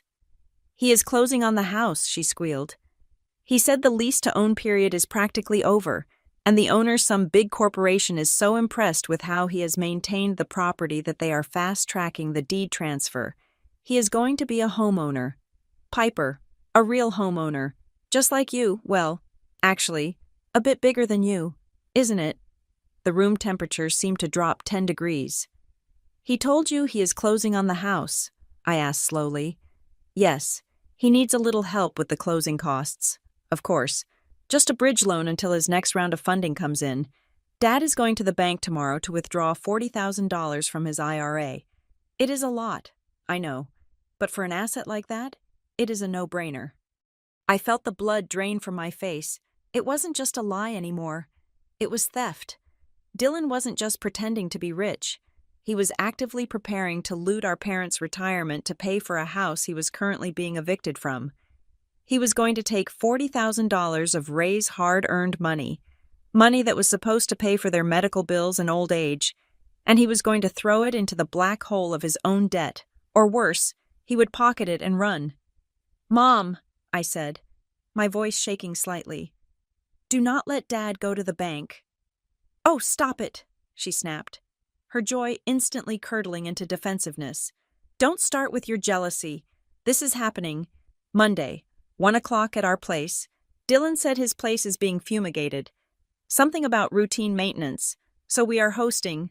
Be there, and try to look happy for your brother." She hung up. I sat in my ergonomic chair, listening to the silence of my office. The hum of the air conditioner sounded like a ticking clock. He had moved the location. Of course he had. He couldn't host at Juniper Ridge because the pool was green and the furniture was gone. So he was retreating to the safety of Round Rock, to the backyard where he had always been the golden boy, to extract the last bit of marrow from our parents' bones. I closed my laptop. I stood up. I walked to the window and looked out at the Austin skyline. "Okay," I said aloud. "If you want a closing, Dylan, I will give you a closing." I picked up my phone and dialed Ironclad Residential. "Karen," I said as soon as she answered, "what is the status of the filing?" "It is done," Karen said. "The eviction suit was filed Monday morning. Case number is assigned. The citation has been issued by the Justice of the Peace. Has it been served? Not yet, Karen replied. The constable tried the property yesterday and today. No answer. The gate code seems to have been changed, so they couldn't get to the front door. They left a notice, but they need personal service or a court order for alternative service to make it stick quickly. He changed the gate code, I muttered. He was hiding. He was bunkering down inside my asset, dodging the consequences. Karen, I said, my voice steady. I know where he will be on Monday. Monday is a holiday. Piper, Karen warned. Constables don't usually work Labor Day. I am willing to pay for a private process server, I said. I want someone certified by the Texas Supreme Court to serve papers. I want someone who works holidays. Expense is not an issue. I heard the clicking of keys on Karen's end. I can find someone, but you need to give them a location where the defendant is guaranteed to be. He will be at 412 Maple Drive in Round Rock, I said. Between the hours of 1 and 3 in the afternoon, he will be in the backyard. That is a private residence, Karen noted. It is his parents' house, I said. There will be a party. The gate will be open. Serving someone at a family party is aggressive, Karen said. He is trying to swindle my father out of $40,000 on Tuesday morning, I said coldly. Aggressive is the only option left. Understood, Karen said. I will arrange it. A private process server will be there on Monday. I hung up. My hands were trembling. Not from fear, but from adrenaline. I was piloting a plane that was destined to crash, and for the first time, I wasn't trying to pull up. I was aiming for the target. That evening, I met Maya for a drink. I didn't drink alcohol, but I ordered a club soda with 3 limes. I needed something tart to cut through the taste of bile in my throat. I laid it all out for her. The lie about closing, the raid on the retirement fund, the process server. Maya listened, stirring her margarita with a straw. She looked at me with those dark, knowing eyes. You know this is it, right? She asked. There is no coming back from this. Once you do this, once you humiliate him in front of the whole clan, you are burning the bridge. You are blowing up the bridge. You are salting the earth where the bridge used to be. The bridge is a toll road, I said. And I am the only one paying the toll. I get it, Maya said. But ask yourself one thing. Are you doing this because you are angry? Because if you are doing it for revenge, you are going to feel terrible on Tuesday. I am not doing it for revenge, I lied. Then I paused. I looked at the condensation dripping down my glass. Okay, maybe 10% is revenge, but 90% is protection. If I don't stop him on Monday, Dad goes to the bank on Tuesday, and that money is gone forever. I am the only one who knows the truth. That makes me the only one who can stop it. Then do it, Maya said. But do it with a straight back. Don't scream. Don't cry. Just deliver the truth and walk away. Make it about the boundary, not the drama. I am not bringing drama, I said. I am bringing paperwork. Saturday passed in a blur of anxiety. Sunday was worse. On Sunday night, my phone pinged with a text from Dylan. Hey, big sis. Can't wait to see you tomorrow. Make sure you come hungry. Mom is making her potato salad. Also, bring your checkbook, just kidding. Seriously though, I'd love for you to be there when I make the announcement. It's going to be a big day for the family.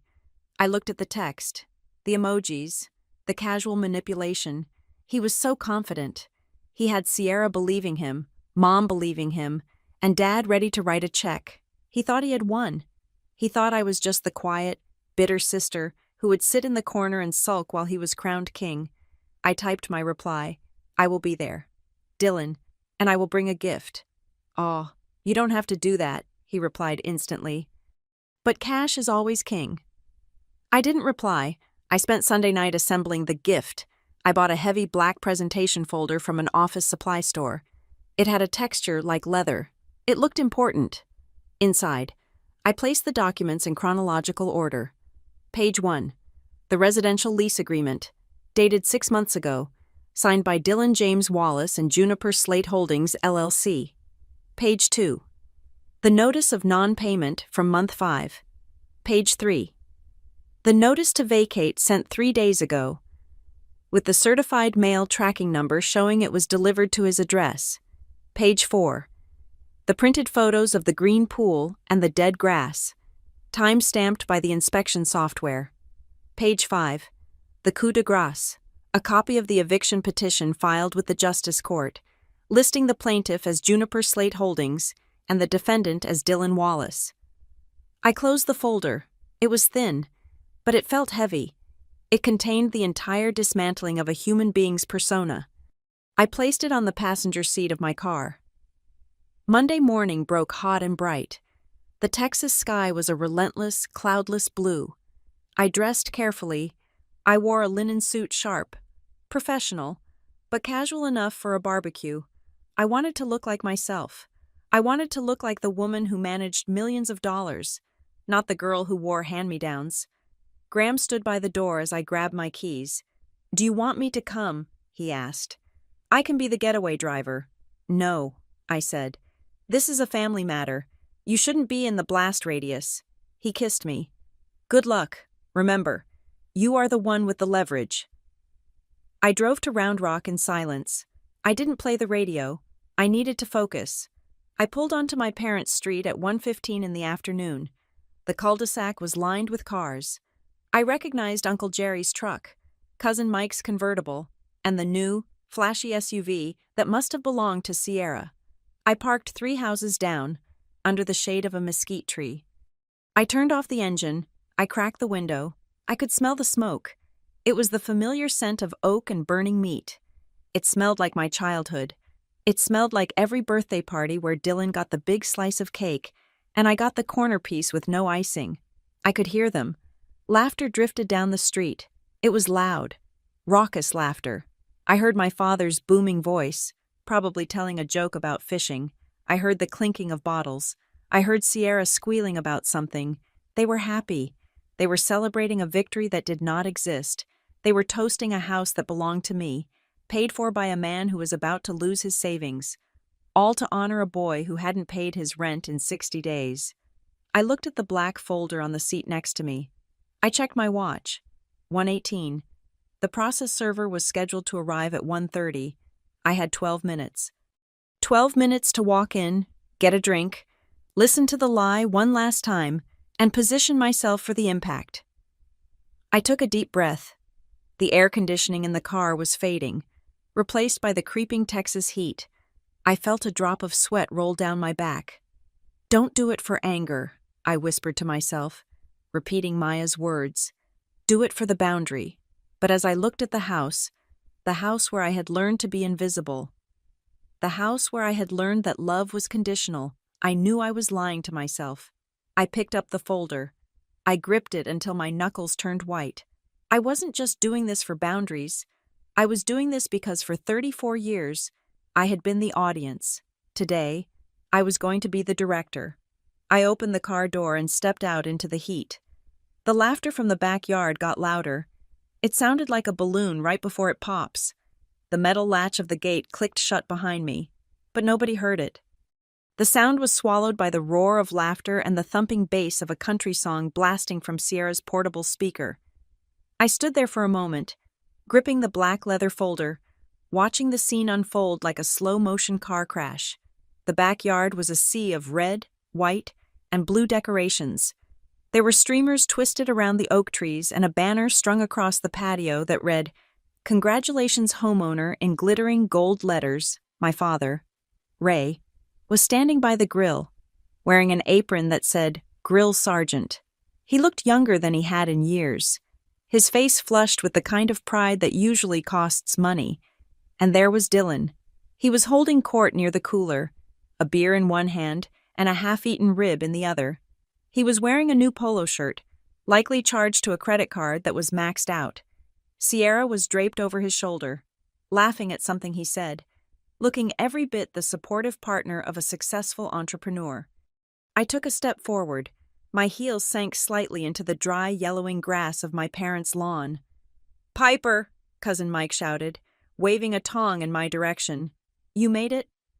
Come grab a burger before Dylan eats them all. The man has an appetite today. Dylan looked up. His eyes met mine. For a split second, I saw a flicker of fear, the same fear I had seen when we were kids, and he broke Mom's favorite vase, but he buried it instantly under a layer of bravado. "Hey, sis," he called out, his voice booming. "Glad you could make it. We were just talking about the closing. Big things happening." I walked toward the patio. I did not smile. I did not wave. I just walked with the steady, rhythmic cadence of a metronome counting down to 0. "Hi, Dylan," I said. My voice was low, but it carried. Linda bustled out of the sliding glass door, holding a massive bowl of potato salad. When she saw me, her face lit up, not with warmth, but with the sharp, triumphant gleam of a woman who feels she has finally won an argument.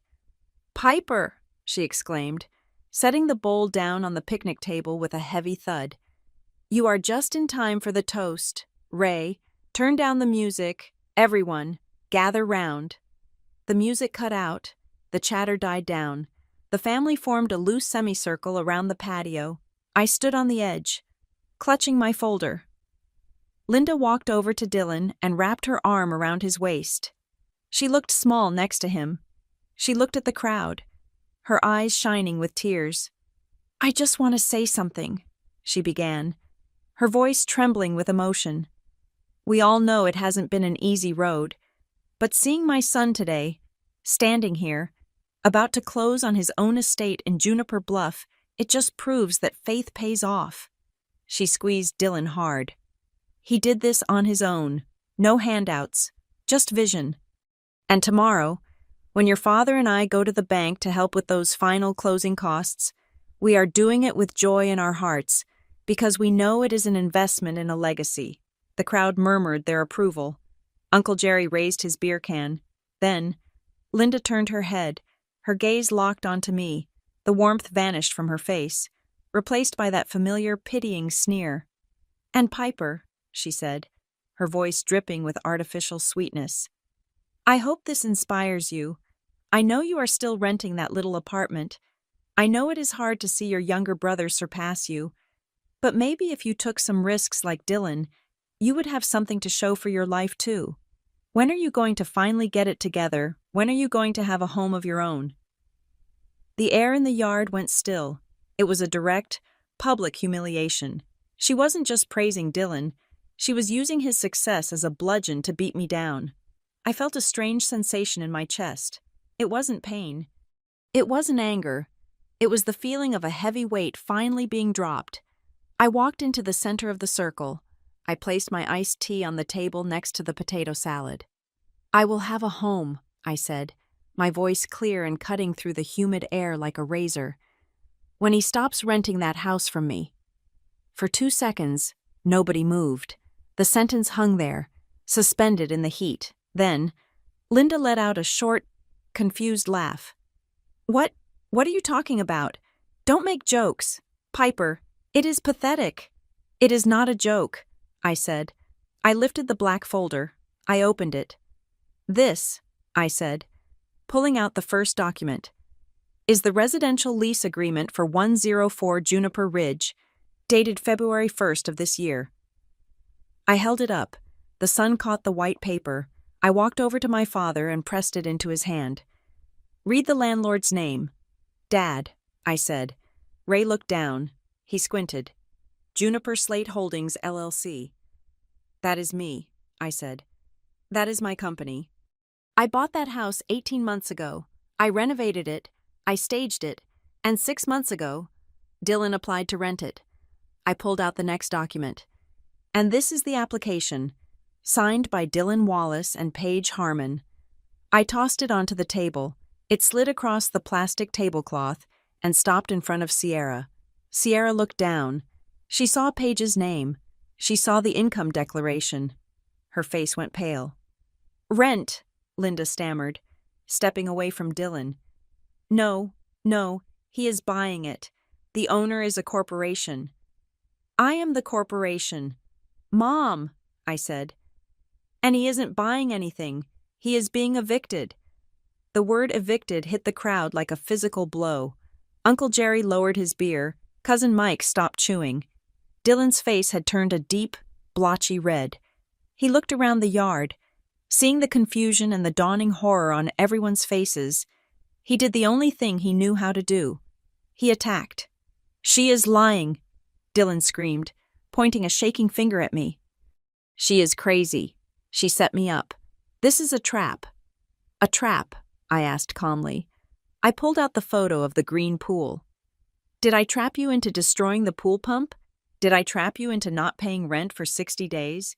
Did I trap you into lying to Mom and Dad about a closing date so you could steal $40,000 from their retirement fund?" "I wasn't stealing," Dylan yelled, veins bulging in his neck. "I was going to pay them back. The funding is coming." "There is no funding, Dylan," I said. "There never was. There is just you, pretending to be a big shot in a house you can't afford, on a tab you expected me to pick up."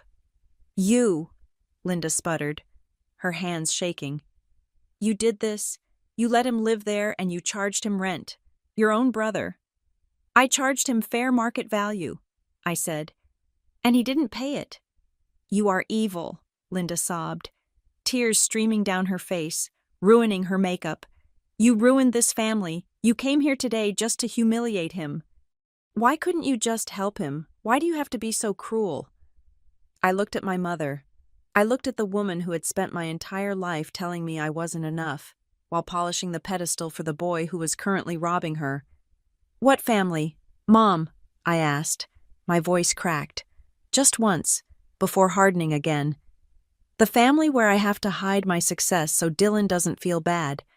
The family where I have to be the bank and the punching bag. That isn't a family. That is a hostage situation." "I didn't know," Sierra whispered. We all turned to look at her. Sierra was holding the eviction notice I had placed on the table. Her hands were trembling. "My name is in these texts," she said, looking up at Dylan with wide, horrified eyes. "The noise complaints, the police visit. You told me the police came because the neighbors were jealous. You told me you owned the place." "Babe, listen," Dylan pleaded, reaching for her. "It is complicated. Piper is twisting everything." "I was going to buy it. I am going to buy it." "With what money?" Sierra asked, her voice rising. "You borrowed $500 from me yesterday for the catering. You said your wallet was in your other car." Dylan stammered. Just then, the sound of a heavy car door slamming shut echoed from the street. The gate latch clicked. Every head in the backyard turned. A man walked in. He was large, wearing a tactical vest over a gray uniform shirt. He had a badge clipped to his belt and a stack of papers in his hand. He did not look like he was here for a burger. He scanned the yard. His eyes landed on Dylan. "Dylan James Wallace?" the man asked. His voice was flat, professional, and loud enough to be heard in the next county. Dylan froze. He looked at the gate. He looked at the fence. He looked like a rat realizing the cage had no door. "Who are you?" Ray asked, stepping forward, his voice weak. "I am a private process server, sir," the man said. He walked straight up to Dylan. He didn't rush. He didn't hesitate. "Mr. Wallace," the man said, "I have a citation for you from the Justice of the Peace, Precinct 1. You are being sued for eviction and back rent, totaling $11,400. He thrust the papers toward Dylan. Dylan recoiled. He put his hands behind his back like a child refusing to take a report card. "I am not taking that. Get out of here. This is private property." "Actually," the server said, dropping the papers at Dylan's feet, "it isn't your property. That is the point of the lawsuit. You have been served." The man turned around. He looked at me and gave a curt nod. Then he walked out, the gate clicking shut behind him with a sound of finality. The silence that followed was absolute. The papers sat on the grass, white and stark against the yellow lawn. The wind ruffled the top page, revealing the bold letters, "Eviction Petition." Dylan stared at the papers. Then he looked at Ray. "Dad," Dylan whimpered. "Dad, please, it is a mistake. I can fix it. I just need the check tomorrow. If I pay her, it goes away. Right, Dad. Ray looked at his son. Then he looked at the lease agreement he was still holding. He looked at the signature. He looked at the lie that had been living in his house for 30 years. Ray dropped the lease on the ground.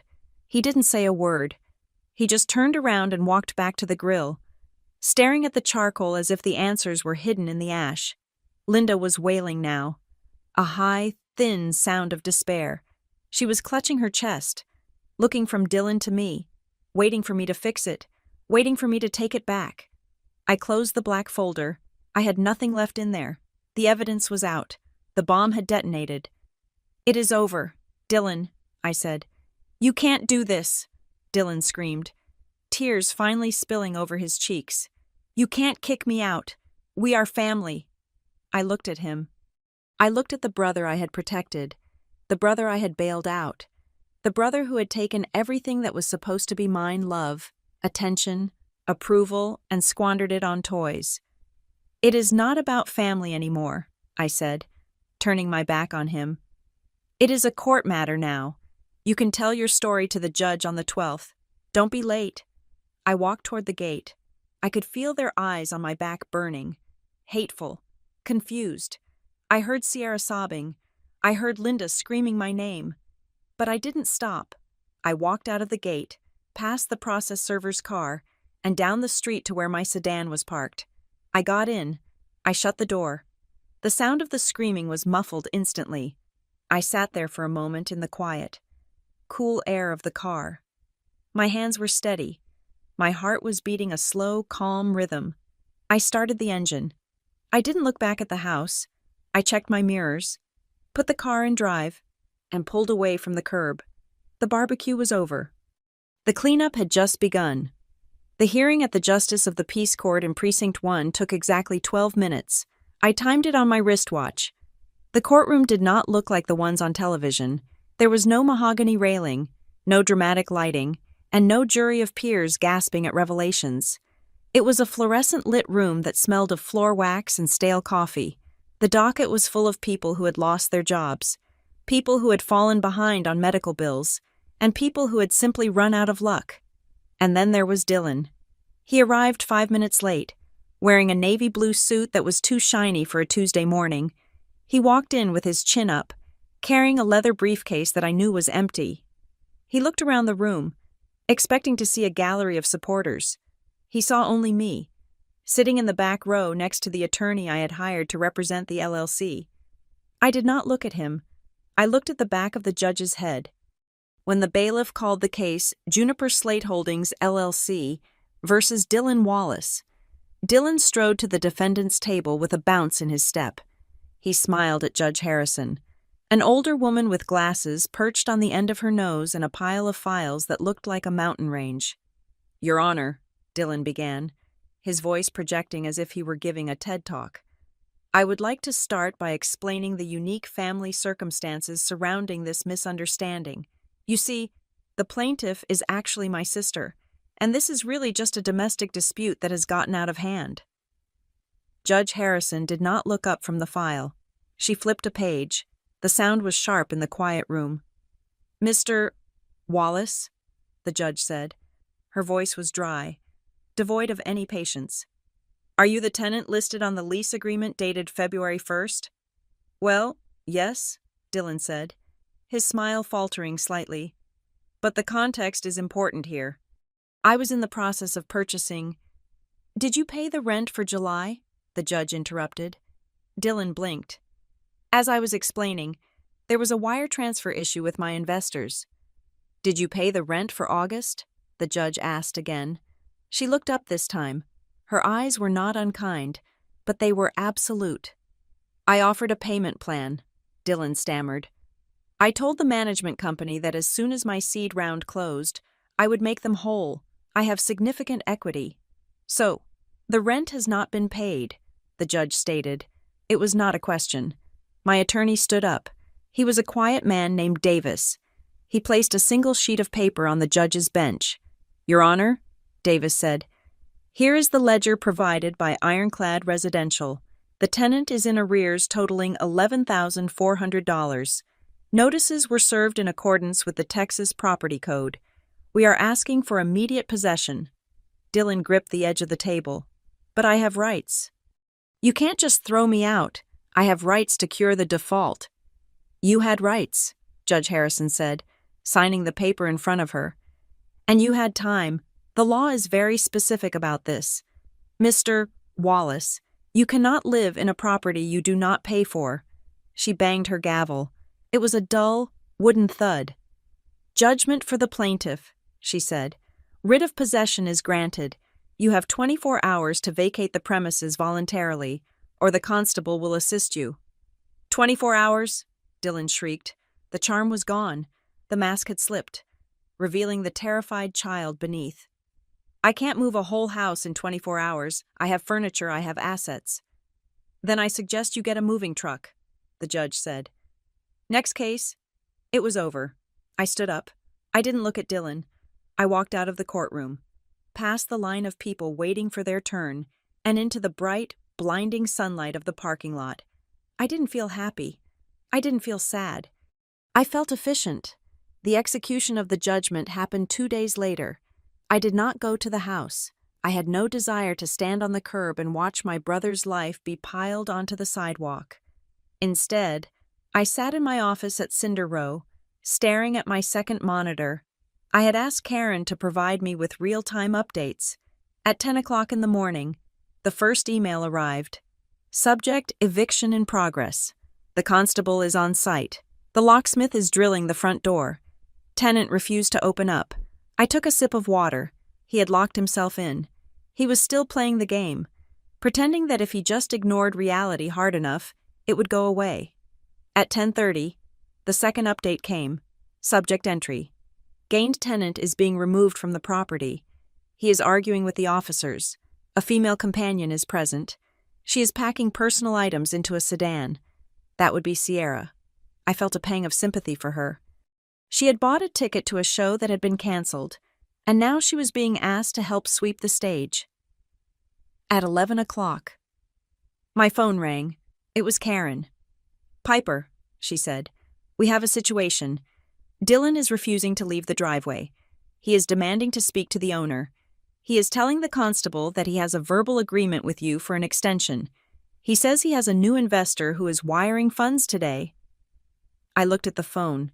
He was still trying. Even as the movers were carrying his fake leather sofa out to the curb, he was trying to sell a story. There is no verbal agreement, I said, and there is no investor. He is causing a scene, Karen said. The neighbors are watching. He is threatening to sue us for wrongful eviction. He says the noise complaints were fabricated, and that gives him grounds to stay. I opened my receipts folder. I found the subfolder labeled Tab 7, the final event. Inside were the logs from the noise monitors during the Labor Day barbecue. The decibel readings were off the charts. There were also photos I had downloaded from Sierra's public Instagram story before she deleted them, photos of Dylan holding a keg stand in the middle of the living room, surrounded by 50 people, 2 days after he received the notice to vacate. Karen, I said, check your email in 30 seconds. I attached the files. I hit send. Show these to the constable, I said. Show them to Dylan. Proof of lease violation regarding unauthorized events and illegal occupancy limits during the eviction period. It nullifies any claim of good faith negotiation he might be trying to argue. I heard Karen typing, then a pause. Got it, she said. Wow, okay.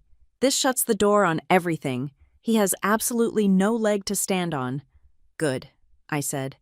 Tell the locksmith to change the tumblers on the side gates too.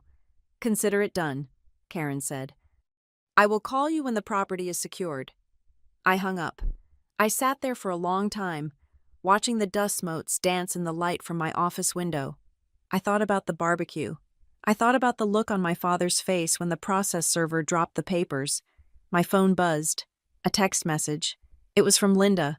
I hesitated. My thumb hovered over the screen. I knew what it would say. I knew her pattern. She would cycle through rage, then guilt, then bargaining. I opened the message. You are dead to us. You watched your brother get thrown onto the street like a dog and you did nothing. You have no heart. You have no family. Don't call us. Don't come by. As far as I'm concerned, I only have one child now, and he needs me. I read the words. They were meant to be a knife to the heart.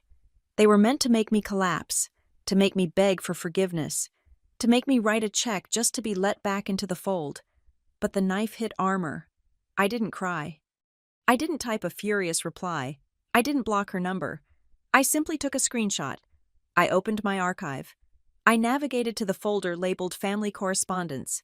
I saved the image as Linda Final Disownment, JPG. Then I turned off my phone. At 5 o'clock that evening, I drove to Juniper Ridge. The street was quiet. The constables were gone. The moving truck was gone. Dylan's car was gone. I pulled into the driveway. There was a pile of trash bags on the curb that the city hadn't picked up yet, the detritus of a fake life. I saw a broken plastic champagne flute sticking out of one of the bags. I walked to the front door. The lock was shiny and new, a brushed nickel finish that gleamed in the setting sun. I put my key in. It turned with a smooth, satisfying click. I pushed the door open and stepped inside. The house was empty. It smelled of industrial carpet cleaner and the lingering, stale odor of cigar smoke. The living room, which had once held the imaginary board meetings of Wallace Ventures, was just a large, vacant box with scuffed floors. I walked to the sliding glass doors and looked out at the pool. It was still green. The water was stagnant. A pool noodle floated in the center, looking like a shipwreck. I walked into the kitchen. The white quartz island was stained with a ring of red wine, but I knew a good stone specialist could buff it out. It was quiet. For the first time in 18 months, the house was quiet. There was no music. There was no posturing. There were no lies bouncing off the walls. I walked to the center of the great room and stood there. I closed my eyes and took a deep breath. I inhaled the smell of the dust and the stone. I inhaled the silence. It was the most expensive breath I had ever taken. It had cost me my family. It had cost me my reputation in their eyes. It had cost me $40,000 in lost rent and damages. But as I let the air out of my lungs, I realized what I had bought. I had bought the truth. I wasn't the invisible sister anymore. I wasn't the bank. I wasn't the safety net. I was the owner. I opened my eyes. The sun was dipping below the horizon, painting the sky in shades of bruised purple and gold. The truth does not need me to scream, I whispered to the empty room. It echoes all by itself, when people finally bother to look. I turned around, set the alarm, and walked out the door, locking it behind me. Thank you so much for listening to my story. It was a long road from that backyard barbecue to the final click of that lock, and I appreciate you walking it with me. I would love to know where you are tuning in from today. Are you listening on your commute, while you are cooking dinner, or maybe while you are dealing with your own difficult family drama? Let me know in the comments below. I read every single one. If you enjoyed this story and want to hear more about how I rebuilt my life and my portfolio after the dust settled, please make sure to subscribe to the Maya Revenge Stories channel. Hit that like button and smash the hype button to help this video reach more people who might need to hear that it is okay to draw a hard line. Stay strong, and remember, keep your receipts.